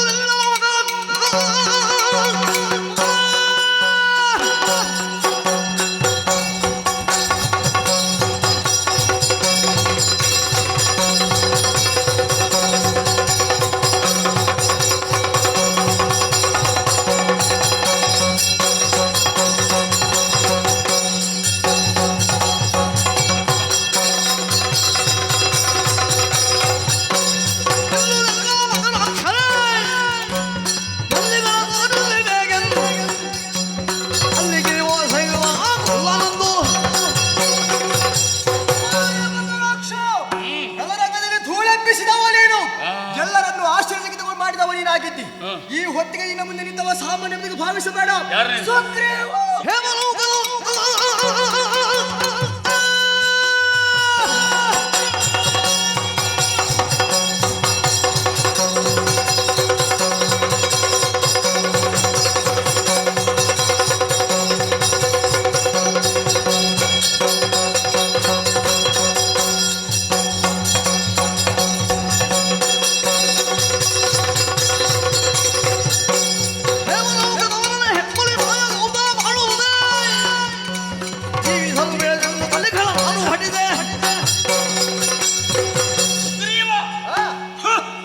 ನಿನ್ನ ಮುಖವನ್ನು ನೋಡುವುದಕ್ಕೆ ನಾಚಿಕೆಯಾಗುತ್ತಾ ಇದೆ. ಯಾಕೋ ನಿನ್ನ ಮುಖ ತೋರಿಸಬಾರದು. ಓಹೋ, ವಿನನ್ನನಾದಂತಹ ವಾಲಿಯನ್ನು ಕೊಲ್ಲಿಸಿದವ ನೀನು. ನೀ ಆ ರಾಮನ ಜೊತೆಯಲ್ಲಿ ಸೇರಿದ್ದೀಯಲ್ಲ. ಥು, ನಾಯಿ, ನನ್ನ ಇದಿರು ನಿದ್ರೆ. ಜಗದಾಭಿರಾಮನ ಪರಾಕ್ರಮನಿಗೆ ಗೊತ್ತಿಲ್ಲ. ಹೌದಾ? ಅದು ನಾನು ತೋರಿಸ್ತೇನೆ. ನಾನೇ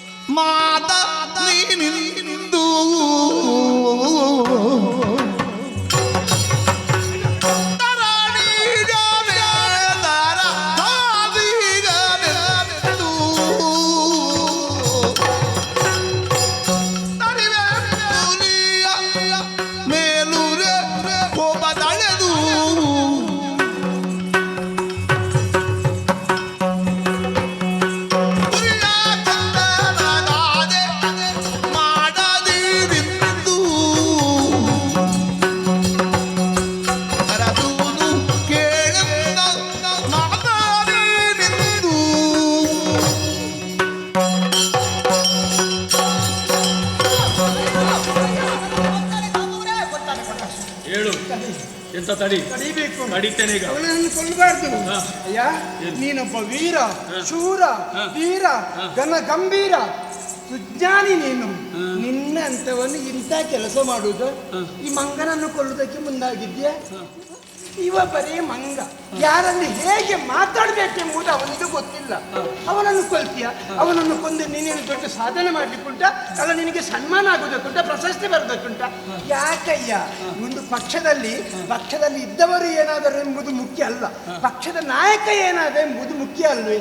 ಮತ್ತೆ ಇವನನ್ನು ಕೊಲ್ಲುವುದಕ್ಕೆ ಮುಂದಾಗಿದ್ಯಲ್ಲ, ಬೇಡಯ್ಯ, ಬೇಡ. ಸರಿಯಲ್ಲ ಅಂತ ಹೇಳುದು. ಸರಿ ಅಲ್ಲ.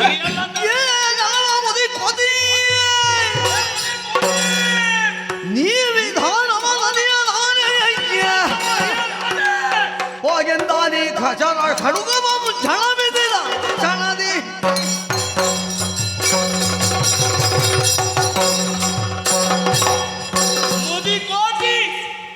ಕೋತಿಗಳ ಶಾಲೆಗೆ ಸೇರಿದವ ನೀನು. ನನಗೆ ನೀತಿಯ ಮಾತನ್ನು ಹೇಳುತ್ತಾ ಇದ್ದೀಯಾ? ಇದನ್ನು ನಾನು ಒಪ್ಪಲಾರೆ. ನಿಮ್ಮೀರುವರನ್ನು ಈಗಲೇ ತಲೆ ಕಡಿದು ಬಿಸಾಡ್ತೇನೆ.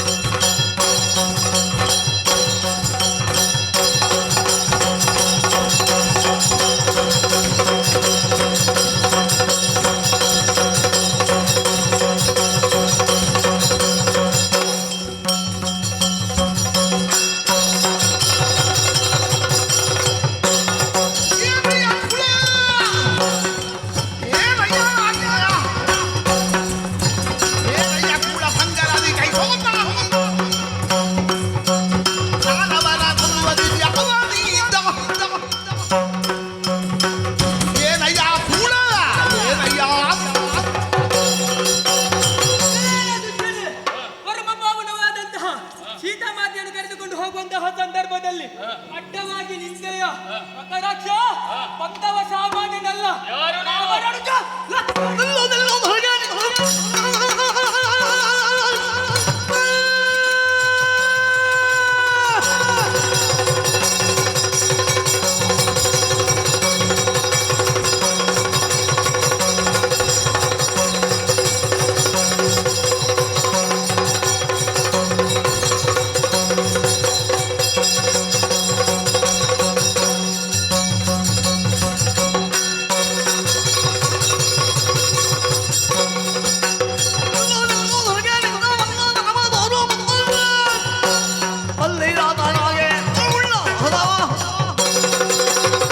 ಲಕ್ಷ್ಮಣ, ರಾಮನ ತಮ್ಮ ನಿಮ್ಮಿರುವರನ್ನೇ ಉದ್ದೇಶವಾಗಿಟ್ಟುಕೊಂಡು ಈ ರಣಕ್ಷೇತ್ರಕ್ಕೆ ಧಾವಿಸಿ ಬಂದಿದ್ದೇನೆ.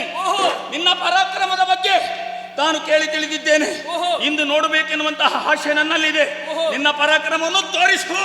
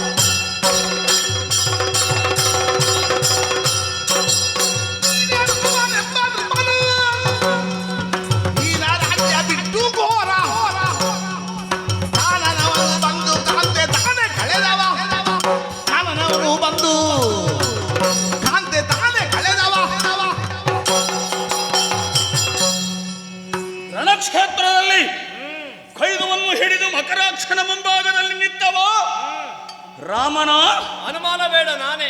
ರಾಮನೆಂಬ ಮನುಜನು ನೀನೇ ಏನು? ನಿನ್ನ ಹೆಂಡತಿಯನ್ನು ನೀನು ಕಳಕೊಂಡೆ ನೀಚ. ಅವಳನ್ನು ರಕ್ಷಣೆ ಮಾಡುವುದಕ್ಕೆ ನಿನ್ನಿಂದಾಗಲಿಲ್ಲ.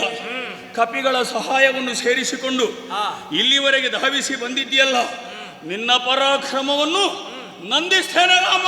ಮಕರಾಕ್ಷ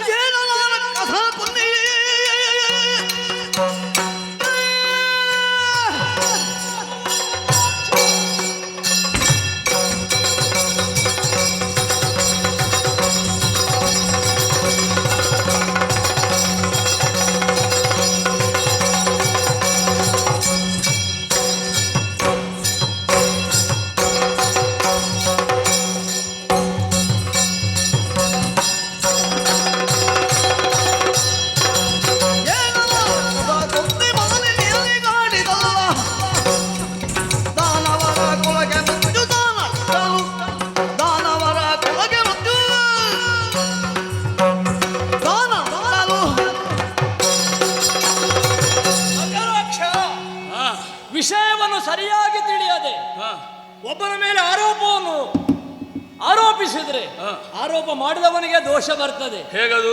ಏನು, ರಾಮನನ್ನು ನೀನು ತಿಳ್ಕೊಂಡದ್ದು ಅಷ್ಟೇಯ? ತಂದೆಯ ಮಾತನ್ನು ಉಳಿಸುವುದಕ್ಕೆ ಬೇಕಾಗಿ ವನವಾಸ ದೀಕ್ಷೆಯನ್ನು ಕೈಗೊಂಡವನ ಪಂಚವಟಿ ಕ್ಷೇತ್ರದಲ್ಲಿಯೂ ಕೂಡ ರಾವಣೇಶ್ವರ ಕಪಟ ಸನ್ಯಾಸಿಯ ವೇಷವನ್ನು ಧರಿಸಿ ಸೀತೆಯನ್ನು ಅಪಹಾರ ಮಾಡಿದ. ನೀವೆಲ್ಲ ಹೇಳುವುದೇನು? ರಾಮ ಸೀತೆಯನ್ನು ಕಳಕೊಂಡ. ಹೌದು. ಯಾವ ಕಾಲಕ್ಕೂ ಇಲ್ಲ. ಹೆಂಡತಿಯನ್ನು ರಕ್ಷಣೆ ಮಾಡುವುದಕ್ಕೆ ಸಾಧ್ಯವಿಲ್ಲದಂತಹ ಒಬ್ಬ ಅಯೋಗ್ಯ ರಾಮ ಎಂಬ ಹಾಗೆ ಭಾವಿಸಬೇಡ. ಸೀತೆಯೂ ತಿಳಿದಿದ್ದಾಳೆ, ನಾನೂ ತಿಳಿದಿದ್ದೇನೆ. ಹಾಗಿದ್ರೆ ಯಾಕೆ ಹೀಗಾಯಿತು? ರಾವಣಾದಿ ಖಳರ ಸಂಹಾರವೇ ನಮ್ಮ ಉದ್ದೇಶ. ನಾನು ವನವಾಸ ದೀಕ್ಷೆಯನ್ನು ಕೈಗೊಂಡಂತಹ ಸಂದರ್ಭದಲ್ಲಿ ಅಲ್ಲಿರುವಂತಹ ಋಷಿಗಳೆಲ್ಲ ಬಂದು ಹೇಳಿದ್ದೇನು, ನಾವು ಮಾಡುವಂತಹ ಯಜ್ಞಯಾಗಾದಿಗಳಿಗೆ ರಕ್ಕಸರಿಂದ ದಾಳಿಯಾಗುತ್ತಿದೆ. 3 ತಲೆಯವ 10 ತಲೆಯವ ನಮಗೆ ಉಪಟಳವನ್ನು ಕೊಡ್ತಾ ಇದ್ದಾನೆ.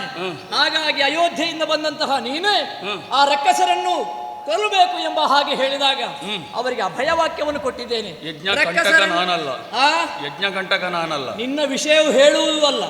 3 ಮಂಡೆಯವ 10 ತಲೆಯವ ಯಾರು? ರಾವಣೇಶ್ವರ. ನಮ್ಮ ದೊಡ್ಡಪ್ಪನು ಕೂಡ ಯಜ್ಞ ಕಂಟಕನಲ್ಲ. ಮತ್ತೆ ಉಳಿದವರು ಇರಬಹುದು, ಅವರು ತಿಳ್ಕೊಂಡದ್ದು ತಪ್ಪಾಗಿದೆ. ಈಗ ದೊಡ್ಡಪ್ಪ ಯಜ್ಞ ಹಾಳು ಮಾಡಲಿಲ್ಲ ಅಂತ ಹೇಳುದ ನೀನು? ಹೌದು, ಯಜ್ಞವನ್ನು ಮಾಡಿದವರು. ಯಜ್ಞ ಮಾಡಿದ್ದು ಹೌದು, ಯಜ್ಞವನ್ನು ಹಾಳು ಮಾಡಿದ್ದು ಹೌದು. ಇನ್ನು ದೊಡ್ಡಪ್ಪ ಮಾಡಿದಂತ ಅನ್ಯಾಯವನ್ನು ನಾನು ಮತ್ತೊಮ್ಮೆ ಹೇಳಬೇಕು ಅಂತ ಇಲ್ಲ. ಯಜ್ಞ ಕಂಟಕರಾದವರಿಗೆ ಪ್ರೋತ್ಸಾಹ ಕೊಡುವುದು ಒಂದು ಅಪರಾಧವೇ. ಒಬ್ಬ ಅಪರಾಧ ಮಾಡುವ ಒಬ್ಬನೇ ಅಪರಾಧ ಮಾಡುವುದಲ್ಲ. ಕರ್ತ, ಕಾರೈತ, ಪ್ರೇರಕ, ಅನುಮೋದಕ. ಪಾಪ ಮಾಡುವವನದ್ದು ಅಪರಾಧ, ಪಾಪ ಮಾಡುವುದಕ್ಕೆ ಪ್ರೋತ್ಸಾಹ ಕೊಡುವುದು ಅಪರಾಧ. ಅದನ್ನು ನೋಡಿ ಸುಮ್ಮನೆ ಉಳಿಯುವುದು ಅಪರಾಧ. ನಿನ್ನ ದೊಡ್ಡಪ್ಪ ಯಜ್ಞ ಹಾಳು ಮಾಡಲಿಲ್ಲ ಅಂತ ನೀನು ಹೇಳಿದ್ರೆ, ಯಜ್ಞ ಹಾಳು ಮಾಡಿದವರಿಗೆ ಪ್ರೋತ್ಸಾಹವನ್ನು ಕೊಟ್ಟವಾವ. ಅಂತಹ ದುಷ್ಟರ ನಾಶವನ್ನು ಮಾಡುವುದಕ್ಕೆ ಬೇಕಾಗಿ ಇಕ್ಷ್ವಾಕು ವಂಶದಲ್ಲಿ ಹುಟ್ಟಿದಂತಹ ನಾನು ದಶರಥ ಚಕ್ರವರ್ತಿಯ ಮಗನಾಗಿ ಇಲ್ಲಿಯವರೆಗೆ ಬಂದದ್ದು. ಸೀತೆಯನ್ನು ನೀವು ಎಳ್ಕೊಂಡು ಹೋದದಲ್ಲ, ನಿಮ್ಮ ಪಾಲಿಗೆ ಮೃತ್ಯುವಾಗಿ ಸೀತೆ ಅಲ್ಲಿಗೆ ಬಂದಿದ್ದಾಳೆ. ಸೀತೆಯ ನೆವನದಿಂದಲೇ ಲಂಕೆಗೆ ಪ್ರವೇಶ ಮಾಡಿ ನಿಮ್ಮವರ ನಾಶವೇ ನನ್ನ ಉದ್ದೇಶ.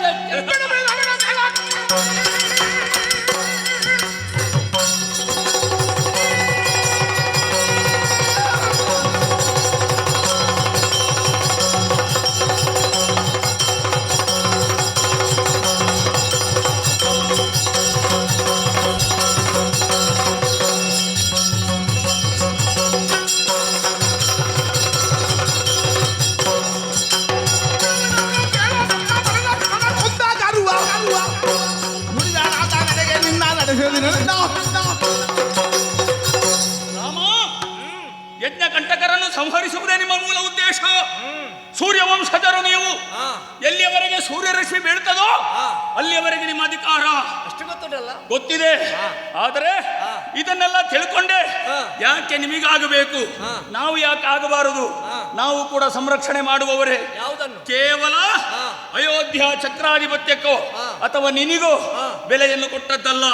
ನಾವು ಕೂಡ, ನನ್ನ ದೊಡ್ಡಪ್ಪನು ಕೂಡ 14 ಲೋಕದ ಒಡೆಯ. ನನ್ನ ದೊಡ್ಡಪ್ಪ ಹೇಳಿದಂತಲೇ ಕೇಳಬೇಕು. ಸಕಲ ದೇವತೆಗಳ ವರವನ್ನು ಪಡೆಕೊಂಡವರು ನಮ್ಮಪ್ಪ. ಆದ್ದರಿಂದ ಹೇಳುತ್ತಾ ಇದ್ದೇನೆ, ನಿನ್ನದಾದಂತ ಯಾವುದೇ ಒಂದು ಸಾಮರ್ಥ್ಯ, ಧರ್ಮ, ಕರ್ಮಗಳು ಅದೆಲ್ಲವೂ ನಮ್ಮ ಮುಂದೆ ನಡೆಯುವುದಿಲ್ಲ. ಹಾಗೆ ಇದೆ. ಏನು ಹಾಗೆ ನಿನಗೆ?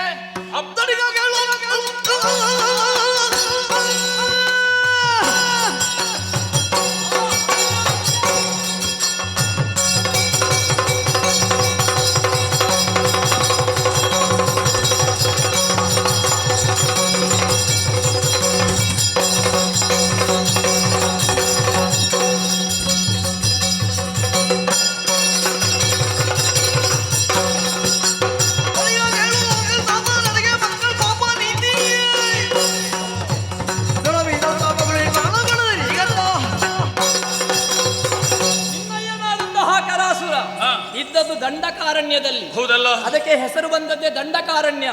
ಇಕ್ಷ್ವಾಕುವಿನ ಮಗನಾದಂತಹ ದಂಡಕ ಇದ್ದಂತಹ ಭೂಪ್ರದೇಶ ಅವ ಸತ್ತ ನಂತರ ಅದು ಅರಣ್ಯವಾಯಿತು. ಅದನ್ನೇ ಅಕ್ರಮವಾಗಿ ಪ್ರವೇಶ ಮಾಡಿ ನಿನ್ನ ಅಪ್ಪನ ಜೊತೆಯಲ್ಲಿ 14,000 ರಕ್ಕಸರು ಅಲ್ಲಿದ್ದುಕೊಂಡು ಯಜ್ಞಕಂಟಕರಾಗಿಯೇ ಇದ್ದವರು. ಅಂತಹ ನಿನ್ನ ಅಯ್ಯನನ್ನು ಸೇರಿ 14,000 ರಕ್ಕಸರನ್ನು ಎತ್ತಿದ ಕೋದಂಡವನ್ನು ಇಳಿಸುವುದರ ಮೊದಲು ಒಂದು ನಾಶ ಮಾಡಿದವ ರಾಮನಿದ್ದೇನೆ. ಅಪ್ಪನನ್ನು ಕೊಂದವ ನಾನು. ಆ ದ್ವೇಷವನ್ನು ತೀರಿಸುವುದಕ್ಕೆ ನೀನು ಬಂದದ್ದು ಅಂತಾದ್ರೆ ಈಗ ರಕ್ಕಸರ ನಾಶವೇ ನಮಗೆ ಪರಮ ಉದ್ದೇಶ, ಚರಮ ಉದ್ದೇಶ. ಅಂತೂ ನೀನು ಸಾಯುವುದೇ. ನಿನಗೆ ಅಪ್ಪನಲ್ಲಿ ಅಂತಹ ಒಂದು ಭಕ್ತಿ ಭಾವ ಉಂಟುಂದಾದ್ರೆ ಒಂದು ಕೆಲಸ ಮಾಡುವ. ಅಪ್ಪ ಇದ್ದಲ್ಲೇ ಮಗ ಇರಬೇಕಾದದ್ದು ಕ್ರಮ, ಪ್ರಕೃತಿ. ಅದು ವಿಕೃತಿ ಆಗುವುದು ಬೇಡ. ನಿನ್ನ ಅಪ್ಪ ಇದ್ದಲ್ಲಿಗೆ ನಿನ್ನನ್ನು ಕಲಿಸಿರ. ಯಾರು ನೋಡೋಣ ಬಾ.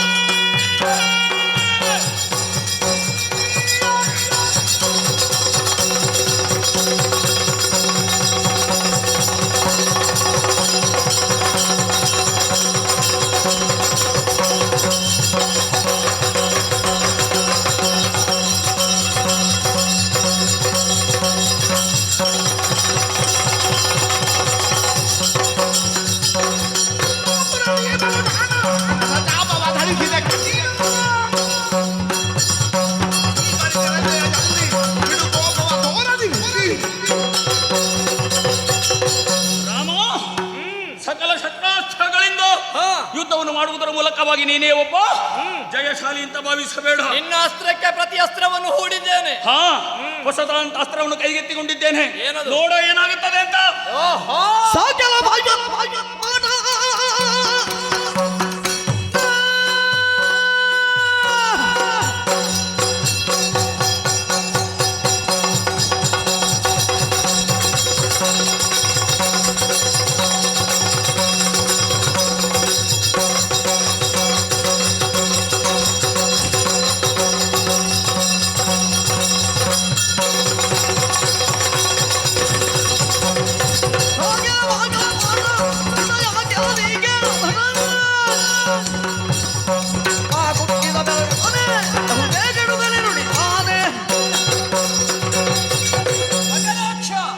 ಕೋದಂಡಪಾಣಿಯಾದ ರಾಮನ ಮುಂದೆ ನೀನು ಬಿಲ್ಲನ್ನು ಹಿಡಿದು ಜೇಗ ಇದ್ರೆ ಯಾವ ಕಾಲಕ್ಕೂ ಮಕರಾಕ್ಷ ರಾಮನಾಗುವುದಕ್ಕೆ ಸಾಧ್ಯ ಇಲ್ಲ. ಹೊಸ ಚಾಪ ಒಂದು ಎಷ್ಟೇ ಇರ್ಲಿ, ಹೊಸತಕ್ಕೆಲ್ಲ ಇದು ಹಳೆಯ ಚಾಪ, ಅರ್ಥ ಮಾಡಿಕೋ. ಒಂದು ಮಾತು ಹೇಳ್ತೇನೆ, ಕುರಿಯೊಂದು ಕೊಬ್ಬಿದ್ರೆ ಅದಕ್ಕೆ ಹೆಸರು ಕೊಬ್ಬಿದ ಕುರಿ ಅಂತ. ಯಾವ ಕಾಲಕ್ಕೂ ಎಷ್ಟು ಕೊಬ್ಬಿದ್ರು ಕುರಿ ಅನ್ನುವುದು ಆನೆ ಆಗುವುದಕ್ಕೆ ಸಾಧ್ಯ ಇಲ್ಲ. ನನ್ನ ಮುಂದೆ ಎಷ್ಟೇ ವಿಜೃಂಭಿಸು, ನೀನು ಕೊಬ್ಬಿದ ಕುರಿ, ನಿನಗೆ ಆನೆ ಸದೃಶ ರಾಮ. ಉರಿ ಹೆಚ್ಚಿದ್ರೆ ಈ ಲೋಕವನ್ನೇ ಸುಡುತ್ತದೆ. ಇದು ಉರಿ ನೋಡ್ತೀಯಾ? ಉರಿ ಹೆಚ್ಚುವುದು ಹೇಗೆ ಗೊತ್ತುಂಟ? ಒಂದು ಸಣ್ಣದಾದ ದೀಪ ಹೆಚ್ಚು ಪ್ರಕಾಶವನ್ನು ಕೊಡುವುದರ ಅರ್ಥ ಎಂತದು? ಬುಡದಲ್ಲಿ ತಂದ ತೈಲ ಮುಗಿಯಿತು ಅಂತ ಅರ್ಥ. ನಿನ್ನ ತೈಲ ಮುಗಿಯಿತು, ಅದರ ಕಿಡಿ ಹೊರಗೆ ಬಿದ್ರೆ ಲೋಕವನ್ನೇ ಸುಡುತ್ತದೆ. ನೆನಪಿರಲಿ. ಅದಕ್ಕೆ ಬೇಕಾದ ವ್ಯವಸ್ಥೆ ಮಾಡ್ತೇನೆ.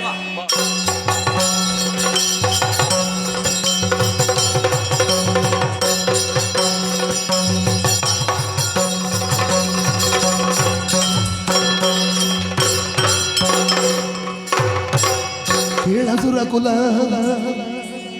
ಸುಧಾಂಬುದಿ ಪೂರ್ಣ ಚಂದ್ರ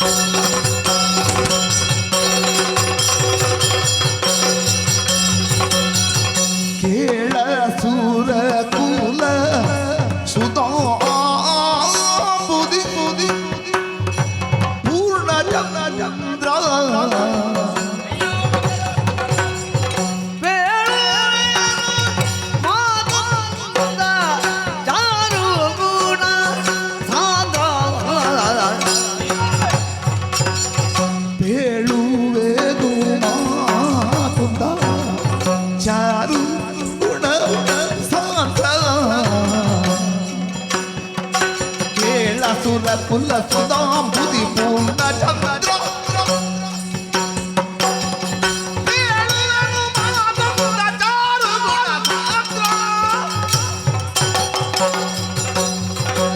ಅನುಜ ಗೋಸುಗ ಹಿಂದೆ ತನುಜ ಪತಿ ಕೇಳಿಲ್ಲ. ಅನುಜ ಗೋಸುಗ ಹಿಂದೆ ತನುಜ ಪತಿ ಕೇಳಿಲ್ಲ.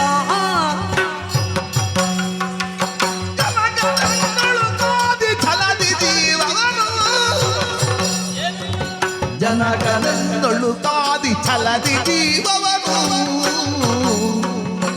ಎನುಗಿಸಿದ ದಿವಸದಲ್ಲಿ ತೀರಿದ ಬಗೆದನು.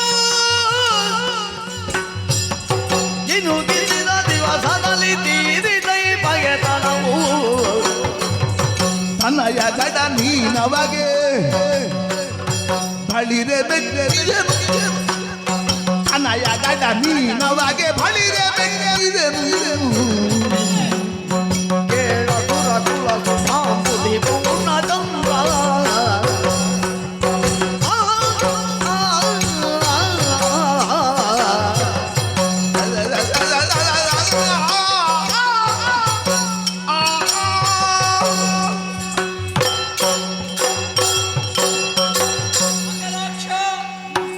ನಮ್ಮಿಬ್ಬರಲ್ಲಿ ನಡೆದಂತಹ ಕಾಳಗದಲ್ಲಿ ರಾಮನಲ್ಲಿ ಸೋತು ರಥಕ್ಕೆ ಹೊರಗಿದವ ನೀನು.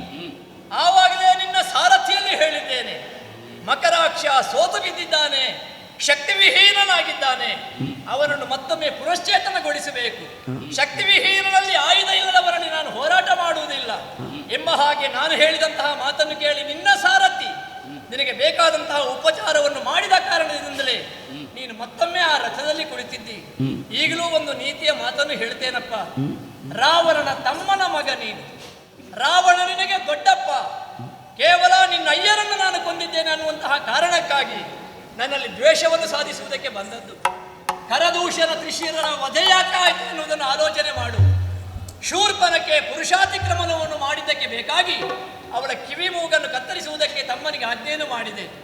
ಅವಳು ಹೋಗಿ ಅವರಲ್ಲಿ ದೂರನ್ನು ಹೇಳಿದಾಗ ತಂಗಿ ಮಾಡಿದ ತಪ್ಪನ್ನು ತಿಳಿದರೂ ಅದನ್ನು ವಿಚಾರಣೆ ಮಾಡದೆ ನಮ್ಮನ್ನೇ ಕೊಲ್ಲುವುದಕ್ಕೆ ಬಂದಂತಹ ರಕ್ಕಸರನ್ನು ನಾನು ಚಾನಹಾನಿ ಮಾಡಿದ್ದೇನೆ. ಆ ಅಪ್ಪನನ್ನು ಕೊಂದವ ನಾನು ಅನ್ನುವಂತಹ ದ್ವೇಷಕ್ಕೆ ಬೇಕಾಗಿ ಒಬ್ಬ ಮಗನಾಗಿ ನೀನು ಮಾಡಿದಂತಹ ಈ ಸಾಧನೆ, ರಣರಂಗದಲ್ಲಿ ನೀನು ತೋರಿಸಿದಂತಹ ನಿನ್ನ ರಣ ಪರಾಕ್ರಮ, ಇದನ್ನು ಕಂಡಾಗ ಸಂತೋಷ ಆಯಿತು.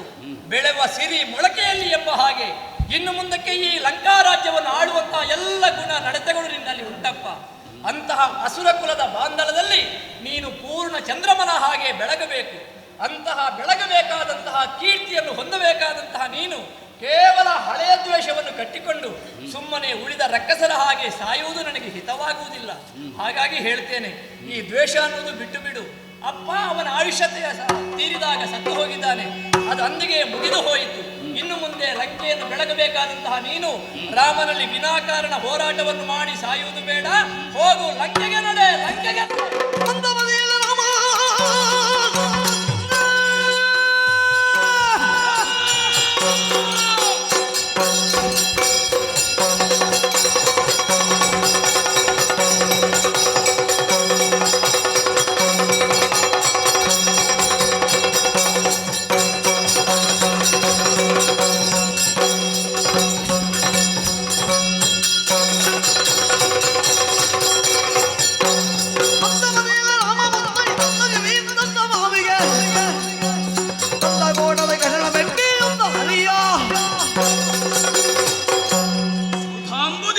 ಚಂದ್ರ, ರಾಮ, ನಿನ್ನ ಹೊಗಳಿಕೆಯ ಮಾತುಗಳನ್ನು ಕೇಳಿ ನಾನು ಕುಗ್ಗುತ್ತೇನೆ ಅಂತ ಭಾವಿಸಬೇಡ.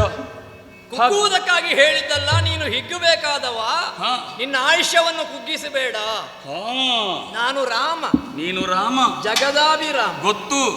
ಜಗದಾಭಿರಾಮನ ಕೆಲಸ ಏನೆನ್ನುವುದು ಲೋಕಮುಖಕ್ಕೆ ಪ್ರಚಾರವಾಗಿದೆ. ಅಷ್ಟು ಗೊತ್ತಿದ್ರು ಯಾಕಪ್ಪ ನನ್ನ ಮುಂದೆ ಹಾರಾಡುತ್ತಿ? ಕಾರಣ ಇದೆ ರಾಮ. ನನ್ನಪ್ಪ ಖರಾಸುರನನ್ನು ಕೊಂದವನಿಗೆ ಖರನ ಮಗನನ್ನು ಕೊಲ್ಲುವುದು ದೊಡ್ಡ ವಿಷಯ ಅಲ್ಲ. ಕೊಲ್ಲುವುದು ದೊಡ್ಡ ವಿಷಯ ಅಲ್ಲ. ಹಾಗಂತ ವಿನಾಕಾರಣವಾಗಿ ನಾವು ಕೊಲ್ಲಬಾರದು. ಸಾರಿ ಕೊಂದರೆ ಪಾಪ ಇಲ್ಲ. ಅಂಗದ ಸಂಧಾನದಲ್ಲಿ ನಾ ಹೇಳಿದ ಮಾತು. ಅದಕ್ಕಾಗಿ ನಿನ್ನನ್ನು, ನಿನ್ನ ಪರಾಕ್ರಮವನ್ನು ಕಂಡು ಮುಂದೆ ಬೆಳಕಬೇಕಾದಂತಹ ಸಿರಿ ಇಲ್ಲಿಯೇ ಕಮರಿ ಹೋಗುತ್ತದಲ್ಲ, ಅದಕ್ಕೆ ಬೇಕಾಗಿ ನೀತಿಯ ಮಾತನ್ನು ಹೇಳಿದ್ದು. ರಾಮ, ರಣ ಎಂಬಂತಹ ಯಜ್ಞವನ್ನು ಕೈಗೊಂಡಿದ್ದೇವೆ. ಈ ಯಜ್ಞದಿಂದ ಹಿಮ್ಮುಖವಾಗುವುದಕ್ಕಿಲ್ಲ. ಒಂದು ಆಹುತಿಯಾಗಬೇಕು ಅಥವಾ ಯಜ್ಞದಿಂದ ಏನಾದರೂ ನಮಗೆ ಪ್ರಾಪ್ತಿಯಾಗಬೇಕು. ನಿನ್ನ ವಿಚಾರವಾಗಿ ಚೆನ್ನಾಗಿ ತಿಳ್ಕೊಂಡೇ ಈ ಯುದ್ಧಕ್ಕೆ ಬಂದಿದ್ದೇನೆ. ನನ್ನ ಸಣ್ಣ ದೊಡ್ಡಪ್ಪನಾದಂತಹ ಕುಂಭಕರ್ಣ ಅರ್ಧನಿದ್ದೆಯಿಂದ ಎದ್ರು ಅಮಿತವಾದಂತಹ ಆಹಾರವನ್ನು ಉಂಡ್ರು. ಪ್ರಪಂಚದಲ್ಲಿ ಅವರನ್ನು ಸೋಲಿಸುವವರಾಗಲಿ ಘಾತಿಸುವವರಾಗಲಿ ಯಾರೂ ಇಲ್ಲ ಎನ್ನುವಂಥ ವರವೂ ಇದೆ. ಅಂಥದ್ದರಲ್ಲಿ ನಮ್ಮ ದೊಡ್ಡಪ್ಪ ಕುಂಭಕರ್ಣನನ್ನು ನೀನು ಕೊಂದಿದ್ದಿ ಎಂದಾದ ಮೇಲೆ ಈ ಪ್ರಪಂಚದಲ್ಲಿ ನಿನಗೆ ಎದುರಾದಂತಹ ಶಕ್ತಿ ಬೇರೆ ಯಾವುದೂ ಇಲ್ಲ ಎನ್ನುವುದನ್ನು ಮನಗಂಡೇ ನಮ್ಮಪ್ಪ ದೊಡ್ಡಪ್ಪನಿಗೆ ಮೊದಲೇ ಹೇಳಿ ನಾನು ಬಂದಿದ್ದೇನೆ. ರಾಮ, ನೀನು ಕೈಗೊಂಡಂತಹ ಯಜ್ಞವೋ ಅಥವಾ ನಾವು ಮಾಡುತ್ತಿರುವಂತಹ ಯಾಗವೋ ಇದರಲ್ಲಿ ಯಾವುದು ಪ್ರಧಾನ ಆಹುತಿ ಎನ್ನುವುದನ್ನು ಯುದ್ಧರಂಗದಲ್ಲಿ ತೋರಿಸ್ತೇನೆ. ನಿನ್ನ ಕಣ್ಣ ಮುಂದೆಯೇ ಜ್ವಲಂತ ಸಾಕ್ಷಿ ಇದೆ. ನಿಮ್ಮ ಪಕ್ಷದಿಂದ ಬಂದಂತಹ ಆ ಕುಂಭಕರ್ಣನು, ಅತಿಕಾಯನು ಅಥವಾ ಮೊದಲಾದಂತಹ ರಕ್ಕಸರು, ದೇವಾಂತಕನು, ನರಾಂತಕರು ಎಲ್ಲರೂ ಸತ್ತಿದ್ದಾರೆ ಅಂತ ಅನ್ನುವುದರ ಅರ್ಥ ಏನು? ಮುಂಗೈ ಸರಪಳಿಯನ್ನು ನೋಡುವುದಕ್ಕೆ ಯಾರಾದ್ರೂ ಕನ್ನಡಿ ಉಪಯೋಗಿಸ್ತಾರೆ? ನಮ್ಮ ಕಣ್ಣ ಮುಂದೆ ಕಾಣುವುದಿಲ್ವೋ? ಇದು ಅಂತರಂಗದಲ್ಲಿ ಮೂಡಿದು ರಾಮ. ಜ್ವಲಂತ ಸಾಕ್ಷಿ ಕಣ್ಣ ಮುಂದೆ ಇರುವಾಗ ಇನ್ನೂ ಕೂಡ ಹೋರಾಟ ಮಾಡ್ತೇನೆ ಅಂತ ಬರ್ತೀಯಲ್ಲ, ಬೇಡ ಅಂತ ಹೇಳುವುದು ನಾನು. ರಾಮ, ಹೆಚ್ಚು ಮಾತಾಡುವುದಿಲ್ಲ. ಅಂತರಂಗವನ್ನು ಅರ್ಥವಿಸಿಕೋ, ಯುದ್ಧಕ್ಕೆ ಸಿದ್ಧನಾಗು.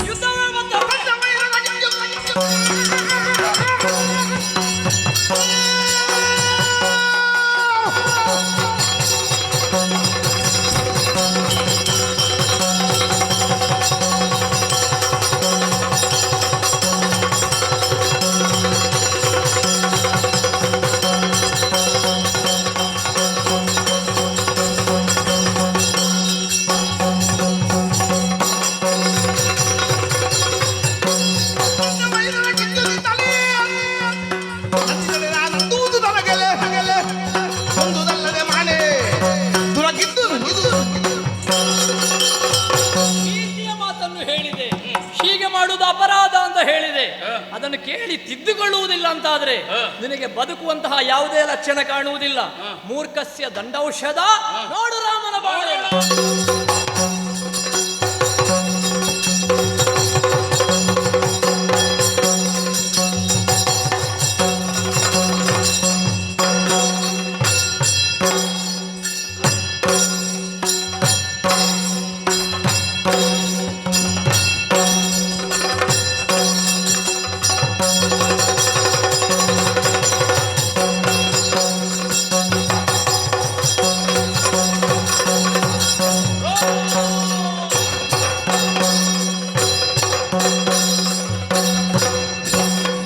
ಶರಕ್ಕೆ ಕಾಣಿಕೆ ಇತ್ತು ನಭದಲ್ಲಿ,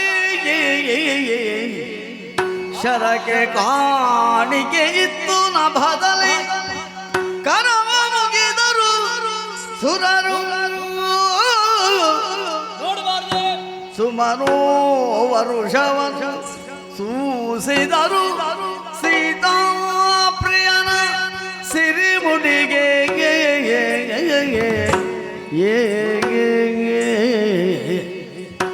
ಮೊರೆವೊಂದು ಭಿಕಹಳೆಗಳ ಸುಸ್ವರದೊಳಗ ಮರಿಯರು ಪಾಡುತ್ತ, ಮೊರೆವೊಂದು ಭಿಕಹಳೆಗಳ ಸುಸ್ವರದೊಳಗ ಮರಿಯರು ಪಾಡುತ್ತ ನೆರೆ ಸುಳಿಸುತ್ತಾರತಿಯ ಜಯವೆಂದು ಜಯವೆಂದು.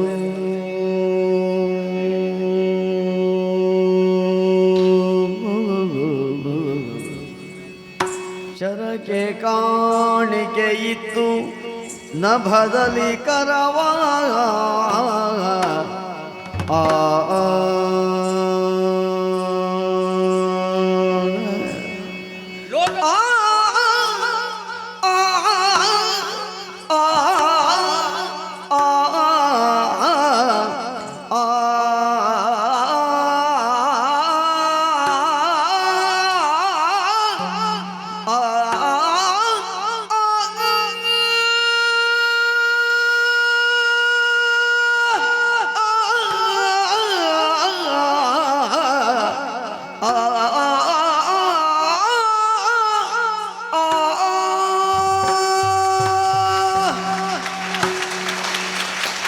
ಇದೆಲ್ಲರೂ ಕೈಚಪ್ಪಾಳೆ ತಟ್ಟಿ ಸಂತೋಷ ಪಡುವಂತಹ ಸಮಯ. ಆಕಾಶದಲ್ಲಿದ್ದಂತಹ ದೇವತೆಗಳೇ ಸಂತೋಷಭರಿತರಾಗಿ ನಾ ಮಾಡಿದ ಕಾರ್ಯಕ್ಕೆ ಎರಡು ಕೈಗಳಿಂದಲೂ ಚಪ್ಪಾಳೆಯನ್ನು ಬಡಿಯುತ್ತಿದ್ದಾರೆ, ಸುಮವೃಷ್ಟಿಯನ್ನು ಧರೆಗೆ ಬೀಳಿಸುತ್ತಿದ್ದಾರೆ. ಏಕಪಾಪೇನ ಕುರುತೆ ಫಲಂ ಭುಕ್ತೆ ಮಹಾಜನ. ಲೋಕದಲ್ಲಿ ಒಬ್ಬ ಪಾಪವನ್ನು ಮಾಡಿದರೆ ಅದರ ಫಲವನ್ನು ಅವನೇ ಅನುಭವಿಸುವುದಿಲ್ಲ, ಅವನ ಜೊತೆಯಲ್ಲಿದ್ದವರು ಅವನಲ್ಲಿರುವಂತಹ ಎಲ್ಲರೂ ಕೂಡ ಅನುಭವಿಸ್ತಾರೆ ಅನ್ನುವುದಕ್ಕೆ ರಾವಣ ಮಾಡಿದ ಒಂದು ತಪ್ಪಿನಿಂದ ಅವನ ಜೊತೆಯಲ್ಲಿ ಇರುವಂತಹ ಎಲ್ಲರೂ ಕೂಡ ಅಳಿಯುವುದಕ್ಕೆ ಮುಂದಾಗಿದ್ದಾರೆ. ದುಷ್ಟನಾದಂತಹ ಮಕರಾಕ್ಷನ ಅಳಿಯವೂ ಆಗಿದೆ. ಇವನ ಅಟ್ಟಹಾಸದಿಂದ ನೊಂದಂತಹ ದೇವತೆಗಳು ಸುಮವೃಷ್ಟಿಯನ್ನು ಗರಿಯುತ್ತಿದ್ದಾರೆ. ಹಾಗಂತ ನಮ್ಮ ಪಕ್ಷಕ್ಕೆ ಜಯ ಅಂತ ಅರ್ಥ ಅಲ್ಲ. ಇಂದಿನ ಯುದ್ಧದಲ್ಲಿ ಜಯ, ಲೋಕ ಕ್ಷೇಮವಾಗಬೇಕು ಅಂತಾದರೆ, ಧರ್ಮ ರಕ್ಷಣೆ ಆಗಬೇಕು ಅಂತಾದರೆ ಧರ್ಮಕಂಟಕನಾದಂತಹ ದುರುಳ ರಾವಣಾಸುರನ ವಧೆಯನ್ನು ನಾವು ಮಾಡಬೇಕು. ಆ ನಿರೀಕ್ಷೆಯಲ್ಲಿ ಇರುವುದರ ಜೊತೆಯಲ್ಲಿ ಇಂತಹ ಪುಣ್ಯಪ್ರದವಾದಂತಹ ಆಖ್ಯಾನವನ್ನು ಈ ಪುಣ್ಯಕ್ಷೇತ್ರದಲ್ಲಿ ಯಾರು ಆಡಿದ್ರು, ಹಾಡಿದ್ರು, ನೋಡಿದ್ರು ಅವರೆಲ್ಲರಿಗೂ ಕಥಾಂತರ್ಗತವಾದಂತಹ ತತ್ವವೇ ಪ್ರಸಾದವಿನಿಸಿ ಆರಾಧ್ಯ ಮೂರ್ತಿ ಮಹಾಗಣಪತಿ ಕಟೀಲು ದುರ್ಗಾಪರಮೇಶ್ವರಿ ಹಾಗೂ ಸ್ಥಳದೇವರಾದಂತಹ ಸುಬ್ರಾಯ ಮಹಾದೇವರು ಜೀವನದಲ್ಲಿ ಆಯುಷ್ಯ ಆರೋಗ್ಯ ಸಂಪತ್ತನ್ನು ಕೊಟ್ಟು ಕಾಪಾಡಲಿ. ಇಂತಹ ಸೇವೆಯನ್ನು ಮಾಡುವಂತಹ ಯೋಗವನ್ನು ವರ್ಷ ವರ್ಷವೂ ಇವರಿಗೆ ಅನುಗ್ರಹಿಸಲಿ ಎಂಬ ಹಾಗೆ ಸಮಷ್ಟಿಯಾಗಿ ಸಂಪ್ರಾರ್ಥಿಸಿಕೊಳ್ಳುತ್ತಾ ಪುಣ್ಯಪ್ರದವಾದ ಕಥಾಭಾಗಕ್ಕೆ ಮಂಗಳ ಗೀತೆ ಹಾಡುವರೆ ಸಭಾಸದರಿಂದ ಅಪ್ಪಣೆಯನ್ನು ಯಾಚಿಸ್ತೇವೆ. ಭದ್ರಂ ಶುಭಂ. ವಾರಿಜದಳಾಂಬಕಾಯ ಜಯ ಮಂಗಲಂ, ಸರ್ವ ಸೂರ್ಯ ಕೋಟಿ ತೇಜಕಾಯ ಶುಭ ಮಂಗಲಂ, ಸಿಂಧು ಸಿಂಧು ವಾಸಿತಾಯ ಸಿಂಧು ಸಿಂಧು ವಾಸಿತಾಯ ವೃತ್ತಾದಿತ್ಯನಾಶಕಾಯ ಸುಂದರಾಂಗ ಶೋಭಿತಾಯ ಶುಭ ಮಂಗಲಂ. ವಾರಿಜದಳಾಂಬಕಾಯ ಜಯ ಮಂಗಲಂ, ಜಯ ಮಂಗಲಂ.